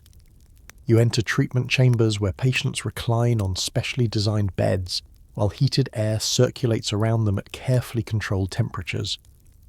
Dr. Scorching's theory directly contradicts Dr. Winterbourne's approach, claiming that warmth relaxes the nervous system and promotes the kind of drowsy lethargy that naturally leads to sleep on set.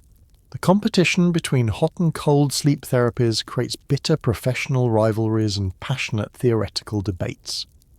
You witness heated exchanges, if you'll pardon the expression, between practitioners who claim their temperature approach represents the only scientifically valid treatment for chronic insomnia. Medical journals publish lengthy articles defending the superiority of thermal versus frigid sleep induction, complete with case studies, testimonials, and elaborate theoretical justifications for each approach. Seasonal sleep migration emerges as the logical extreme of climate-based therapy. You encounter wealthy patients who follow elaborate travel schedules designed to maintain optimal sleep temperatures year-round. Summers in Scotland's coldest highlands for those who favour frigid sleep therapy. Winters in artificially heated southern European spas for proponents of warm weather treatments. The seasonal migration of insomniacs creates an entire tourism industry dedicated to therapeutic climate manipulation. Altitude therapy represents another dimension of climate-based sleep treatment.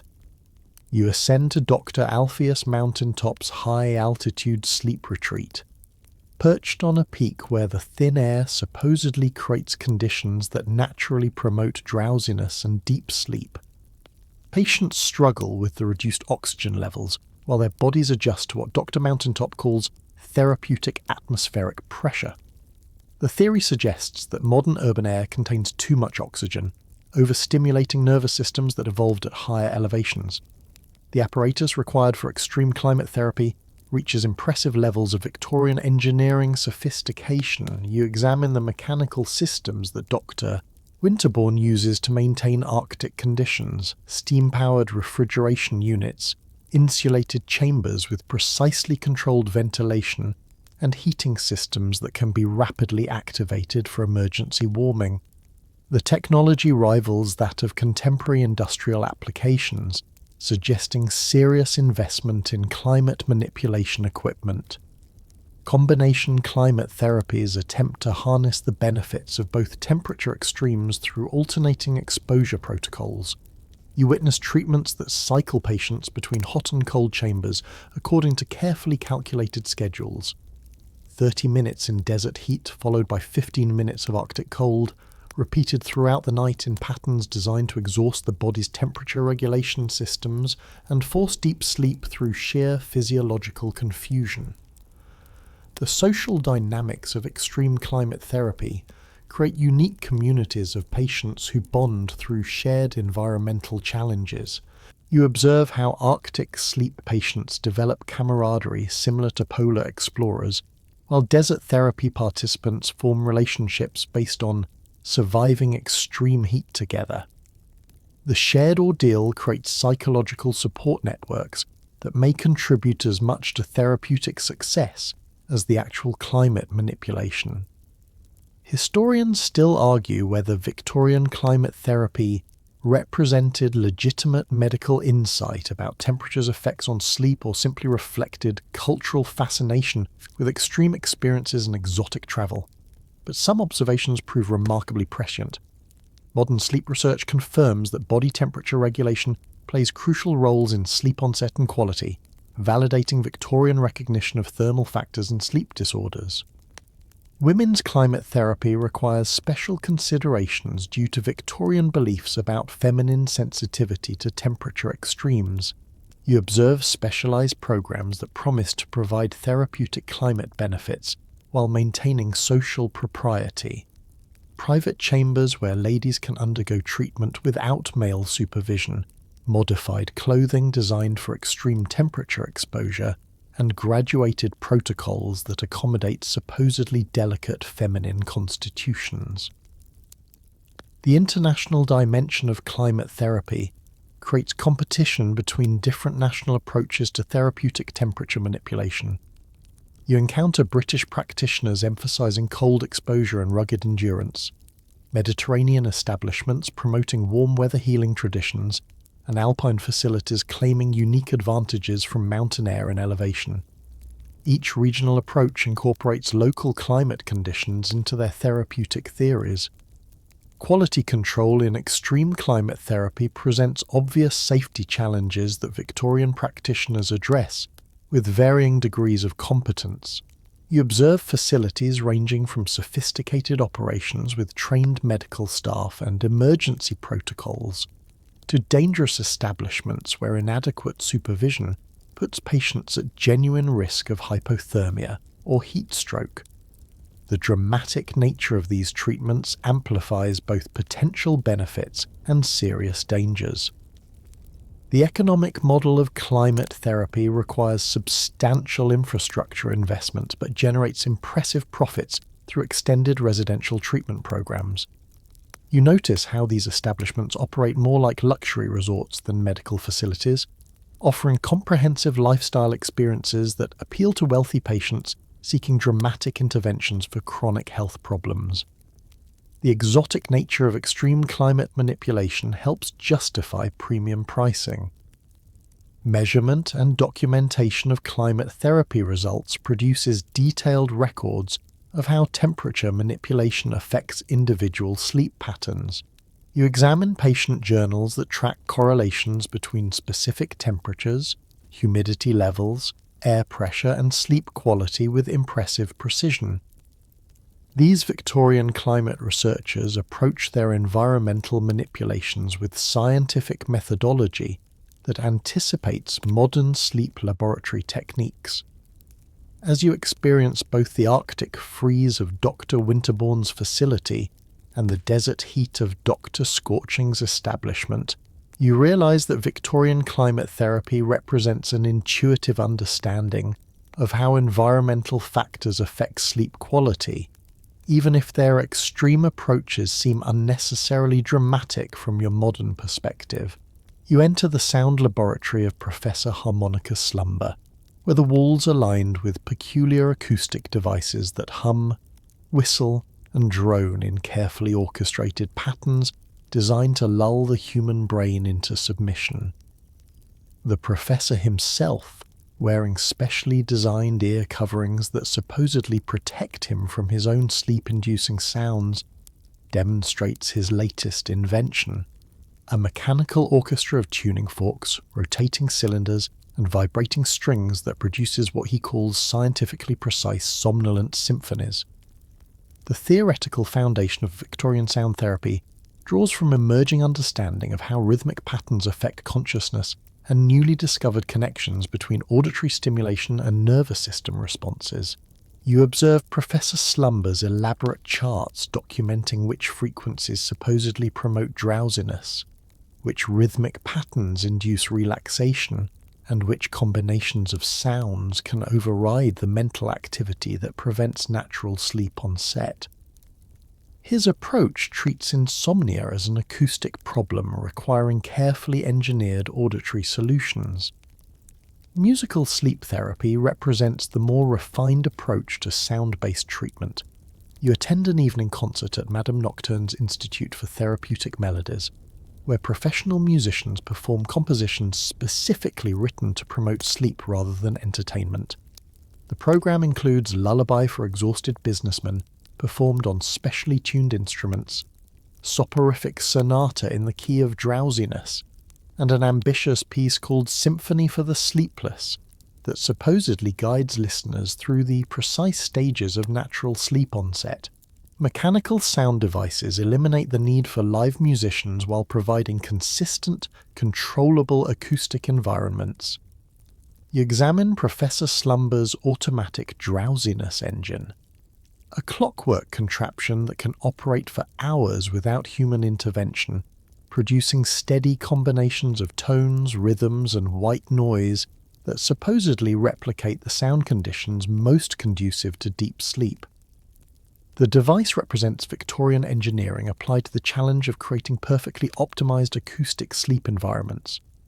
The opposite approach appears at Dr. Silence Profound's Institute for Therapeutic Quietude, where patients undergo treatment in chambers designed to eliminate sound entirely rather than producing sleep-inducing noise.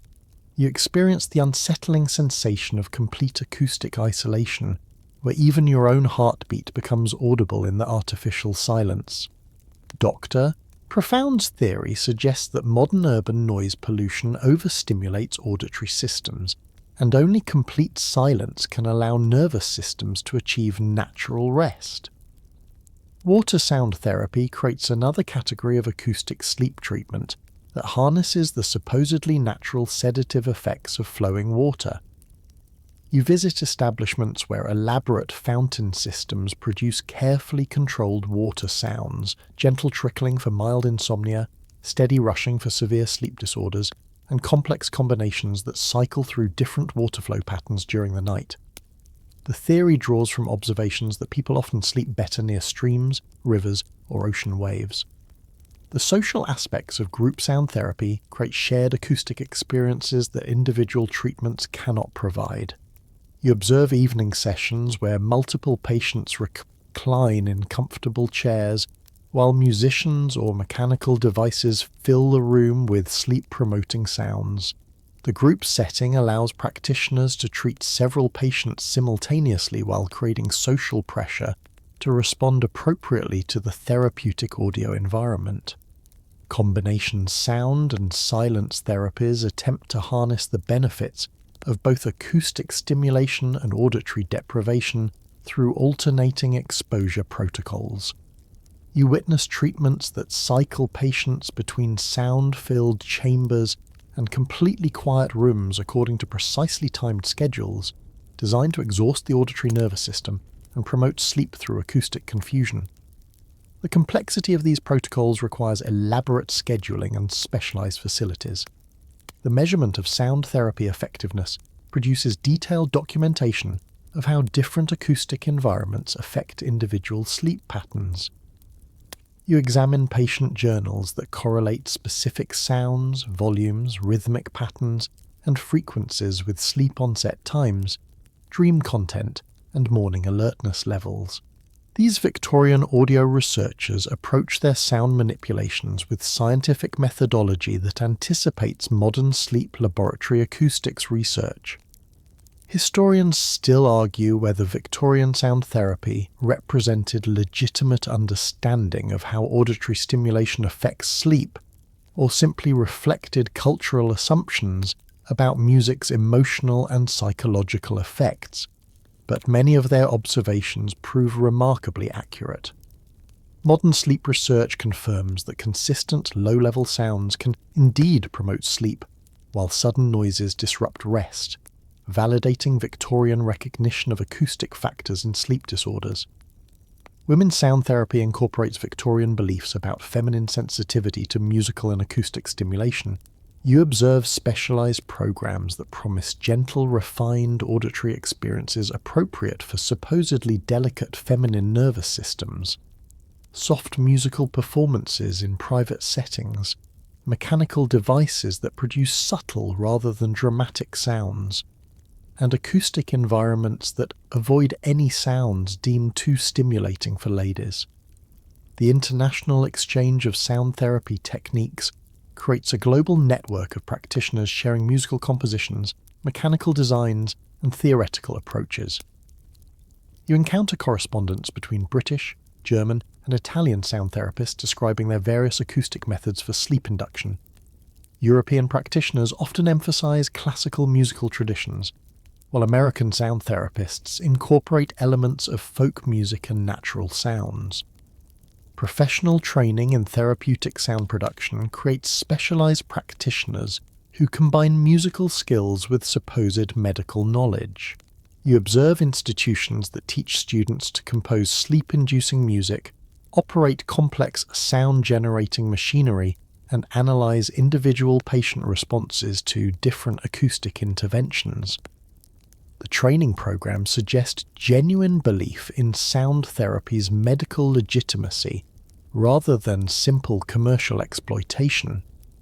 Quality control in sound therapy varies dramatically between establishments, creating enormous differences in both acoustic sophistication and therapeutic effectiveness. You encounter facilities ranging from precisely engineered acoustic laboratories with professional-grade equipment to crude operations where amateur musicians attempt to provide therapeutic benefits through conventional performances in ordinary rooms. The economic model of sound therapy creates opportunities for both individual practitioners and larger institutions offering comprehensive acoustic treatment programs. You notice how establishments can generate revenue through both residential treatment programs and equipment sales, as patients often purchase smaller versions of therapeutic sound devices for home use. As you experience the various acoustic environments of Victorian sound therapy, you realize that practitioners are pioneering approaches to sleep disorders that recognize the crucial role of auditory factors in rest quality, establishing precedents for modern white noise machines and sleep sound technologies. You step into the gaslit laboratory of Dr. Nathaniel Morpheus at the newly established London Institute for Sleep Research, where the air hums with the unprecedented excitement of scientific discovery. Unlike the flamboyant showmanship and elaborate theories you've encountered throughout your Victorian sleep cure journey, this space radiates methodical precision.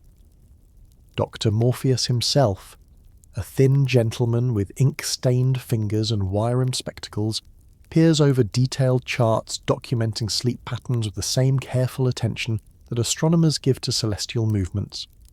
The scientific approach to sleep study represents a revolutionary departure from the patent medicines, magnetic contraptions, and extreme treatments that have dominated the field. You observe Dr. Morpheus conducting what he calls systematic sleep observation, carefully recording the breathing patterns, body movements, and facial expressions of sleeping subjects while measuring room temperature, atmospheric pressure, and other environmental factors with precision instruments. His methodology treats sleep as a natural phenomenon that can be understood through observation and measurement, rather than cured through dramatic intervention. The documentation process produces impressive volumes of data that challenge many popular assumptions about sleep disorders. You examine Dr. Morpheus's detailed case studies tracking individual patients over months or years, noting correlations between sleep quality and factors ranging from diet and exercise to weather patterns and lunar phases. His findings suggest that many Victorian sleep cures succeed primarily through placebo effects rather than their claimed mechanisms, though he's diplomatic enough to present these conclusions carefully.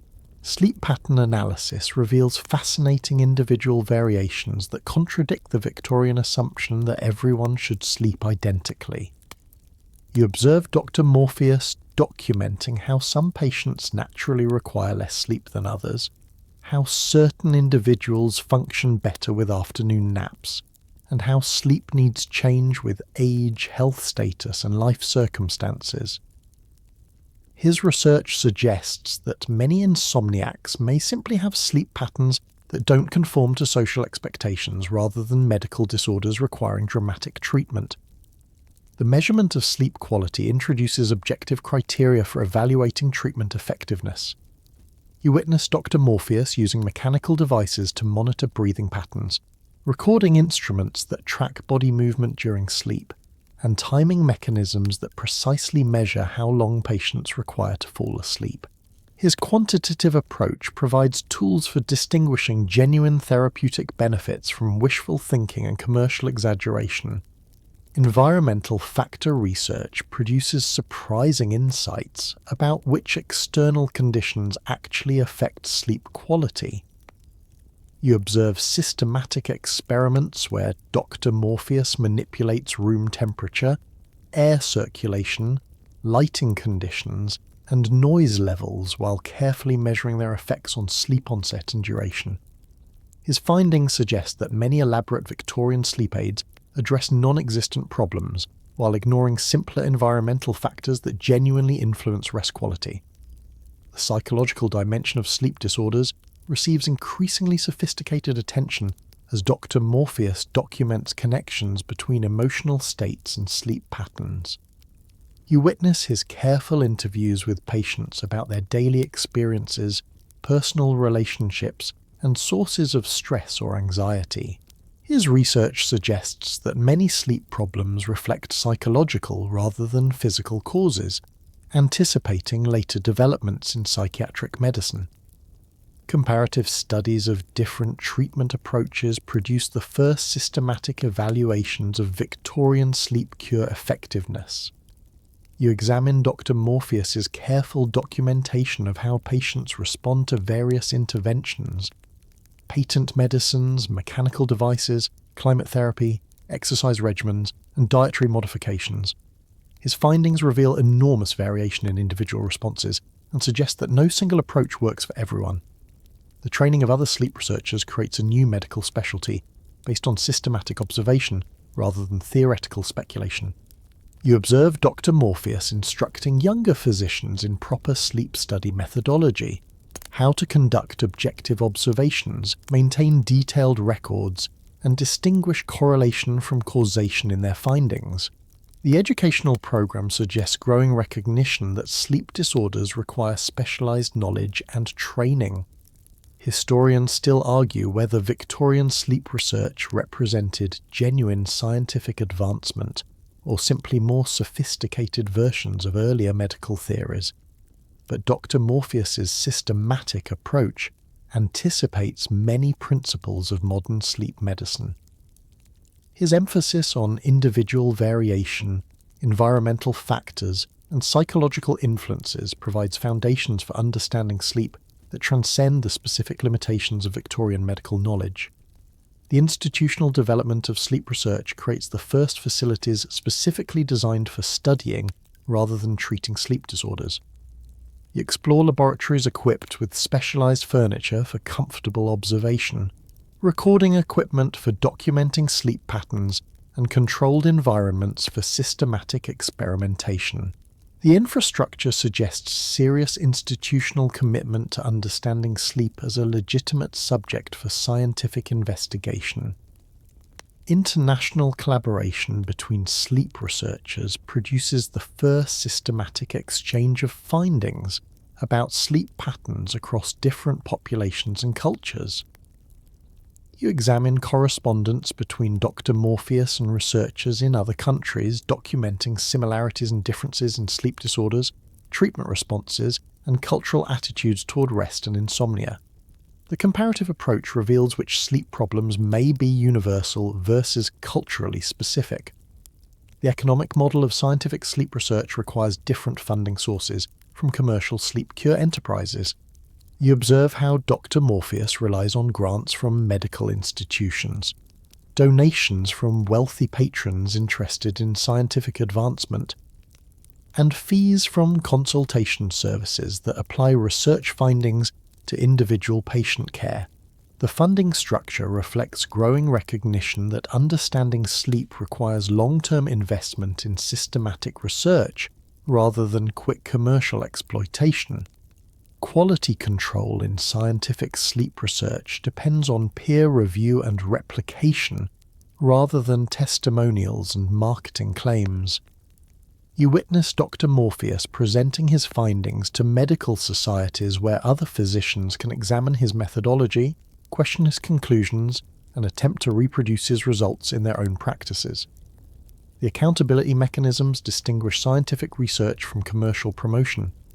The integration of sleep research findings with clinical practice creates new approaches to treating sleep disorders based on evidence rather than theory. You observe how Morpheus develops treatment recommendations that address the specific factors his research has identified as genuinely important: proper sleep environment, regular schedules, stress management, and realistic expectations about individual sleep needs. As you observe the methodical work of Victorian sleep researchers, you realize that their systematic approach to understanding sleep represents the foundation of modern sleep medicine, even if their specific tools and techniques seem primitive from your perspective. Their recognition that sleep disorders require careful study rather than dramatic intervention establishes principles that will guide scientific approaches to rest and insomnia for generations to come. You stand in the quiet archive of the Royal College of Physicians, surrounded by dusty volumes that chronicle the strange odyssey you've just completed through Victorian sleep medicine. The leather-bound journals, faded advertisements, and yellowed medical reports tell the story of a generation that transformed insomnia from a personal affliction into a medical industry, creating treatments that range from genuinely helpful to absolutely bizarre. As you turn the final pages of this peculiar chapter in medical history, you begin to see which threads from this tapestry of sleep cures survived to influence your modern world. The patent medicine industry's legacy proves surprisingly durable, though its forms have evolved dramatically.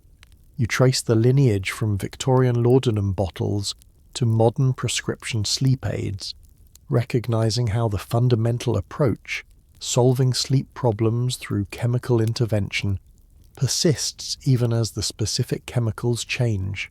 The marketing techniques pioneered by 19th century medicine showmen anticipate contemporary pharmaceutical advertising, complete with targeted demographics, lifestyle branding, and carefully crafted testimonials that make insomnia solutions seem both medically necessary and socially desirable.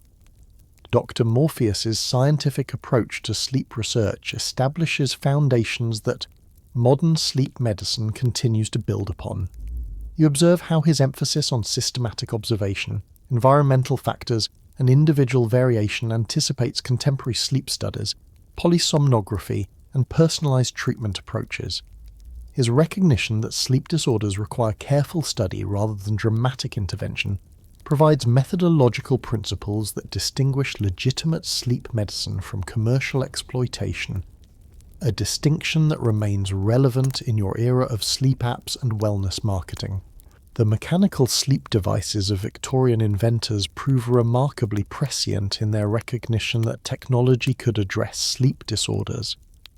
You trace clear connections between Pemberton's oscillating beds and modern adjustable mattresses, between pneumatic breathing regulators and contemporary CPAP machines, between acoustic therapy devices and white noise generators. While Victorian engineering seems charmingly primitive, their fundamental insight that sleep problems might require technological solutions establishes precedents for the sleep technology industry that flourishes in your time.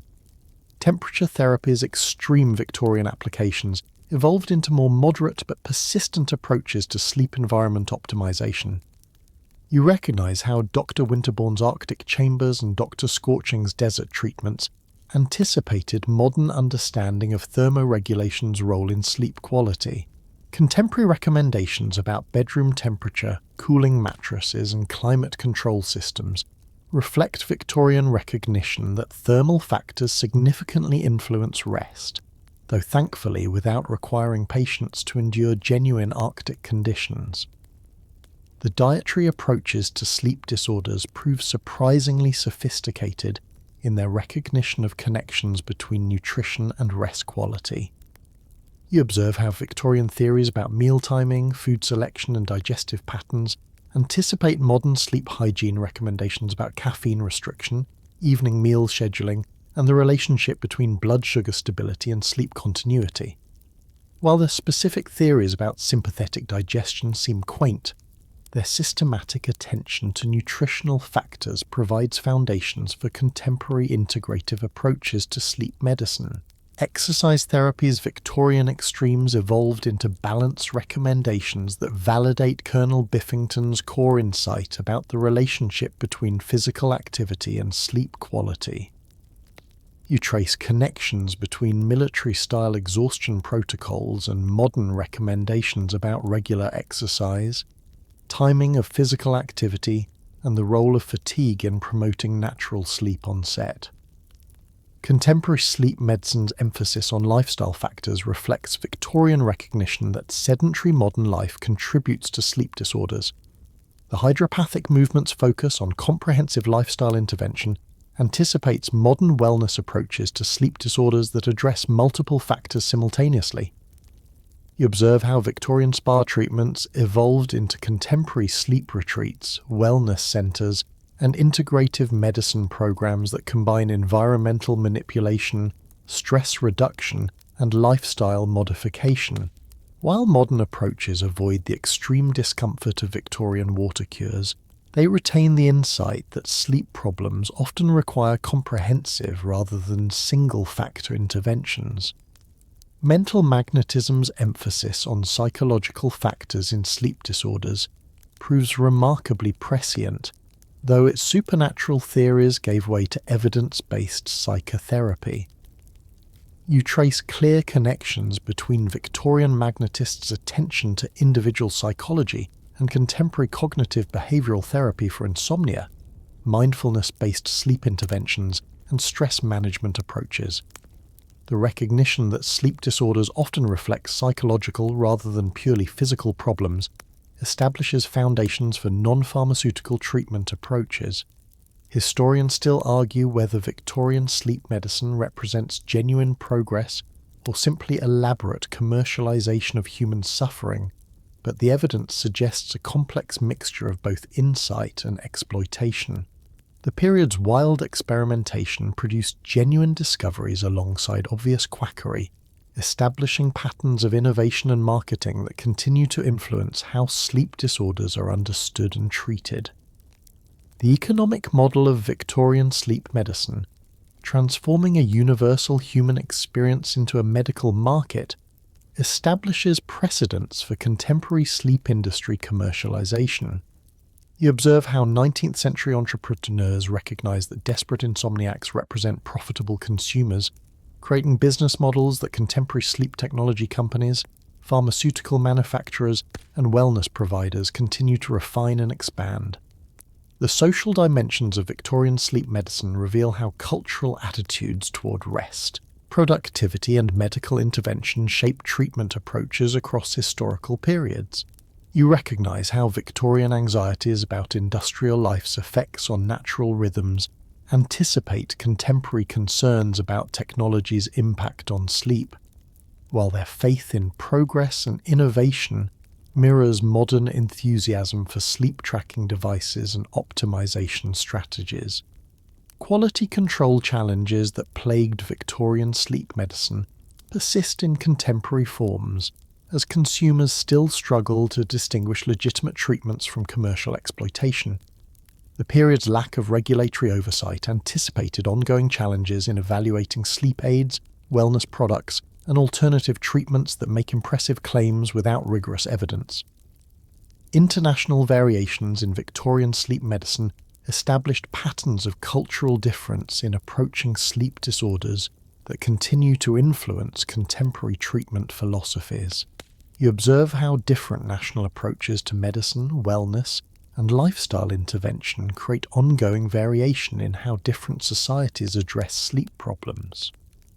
The measurement and documentation obsessions of Victorian sleep researchers establish precedents for contemporary sleep tracking culture, complete with detailed journals, quantified self-monitoring, and faith that precise measurement will reveal solutions to complex problems.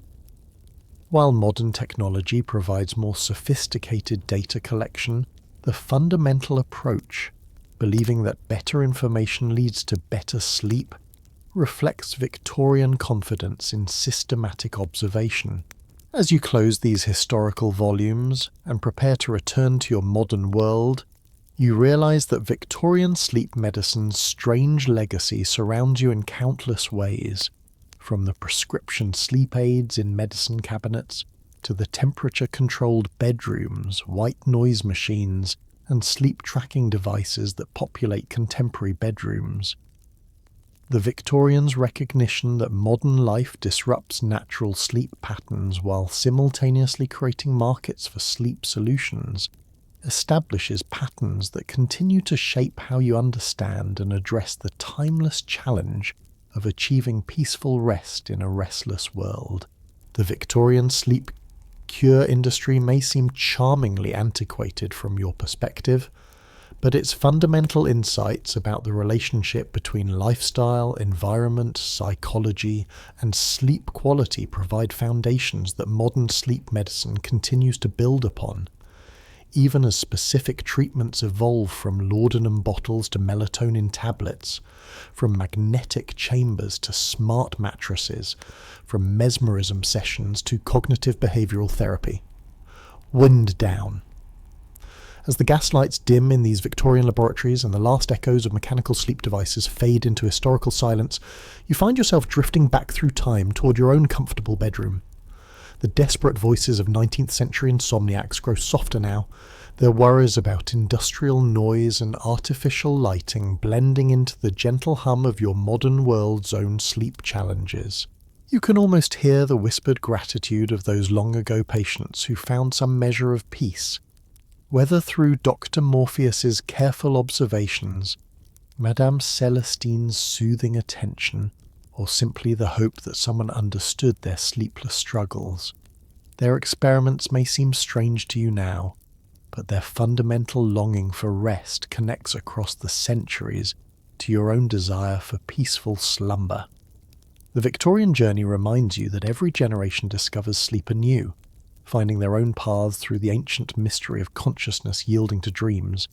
Whether through magnetic chambers or smartphone apps, laudanum bottles or meditation techniques, the human quest for perfect rest continues with the same mixture of science, hope, and gentle determination. Let their story settle softly in your mind now, these passionate inventors and desperate patients who believed that the next cure, the next device, the next discovery would finally unlock the secret of effortless sleep. Their legacy lives on in every improved mattress, every sleep study, every moment when modern medicine helps someone find the rest they need. As you close your eyes tonight, you carry with you the strange comfort of knowing that you're part of an ancient tradition of seekers who refuse to accept sleeplessness as inevitable, who continue to believe that somewhere in the intersection of science and care, knowledge and hope, the perfect night's sleep awaits those patient enough to pursue it. Sleep well, knowing that countless others before you have walked this same path toward rest, and that their curious experiments and gentle failures helped light the way to whatever peaceful dreams may come to you tonight.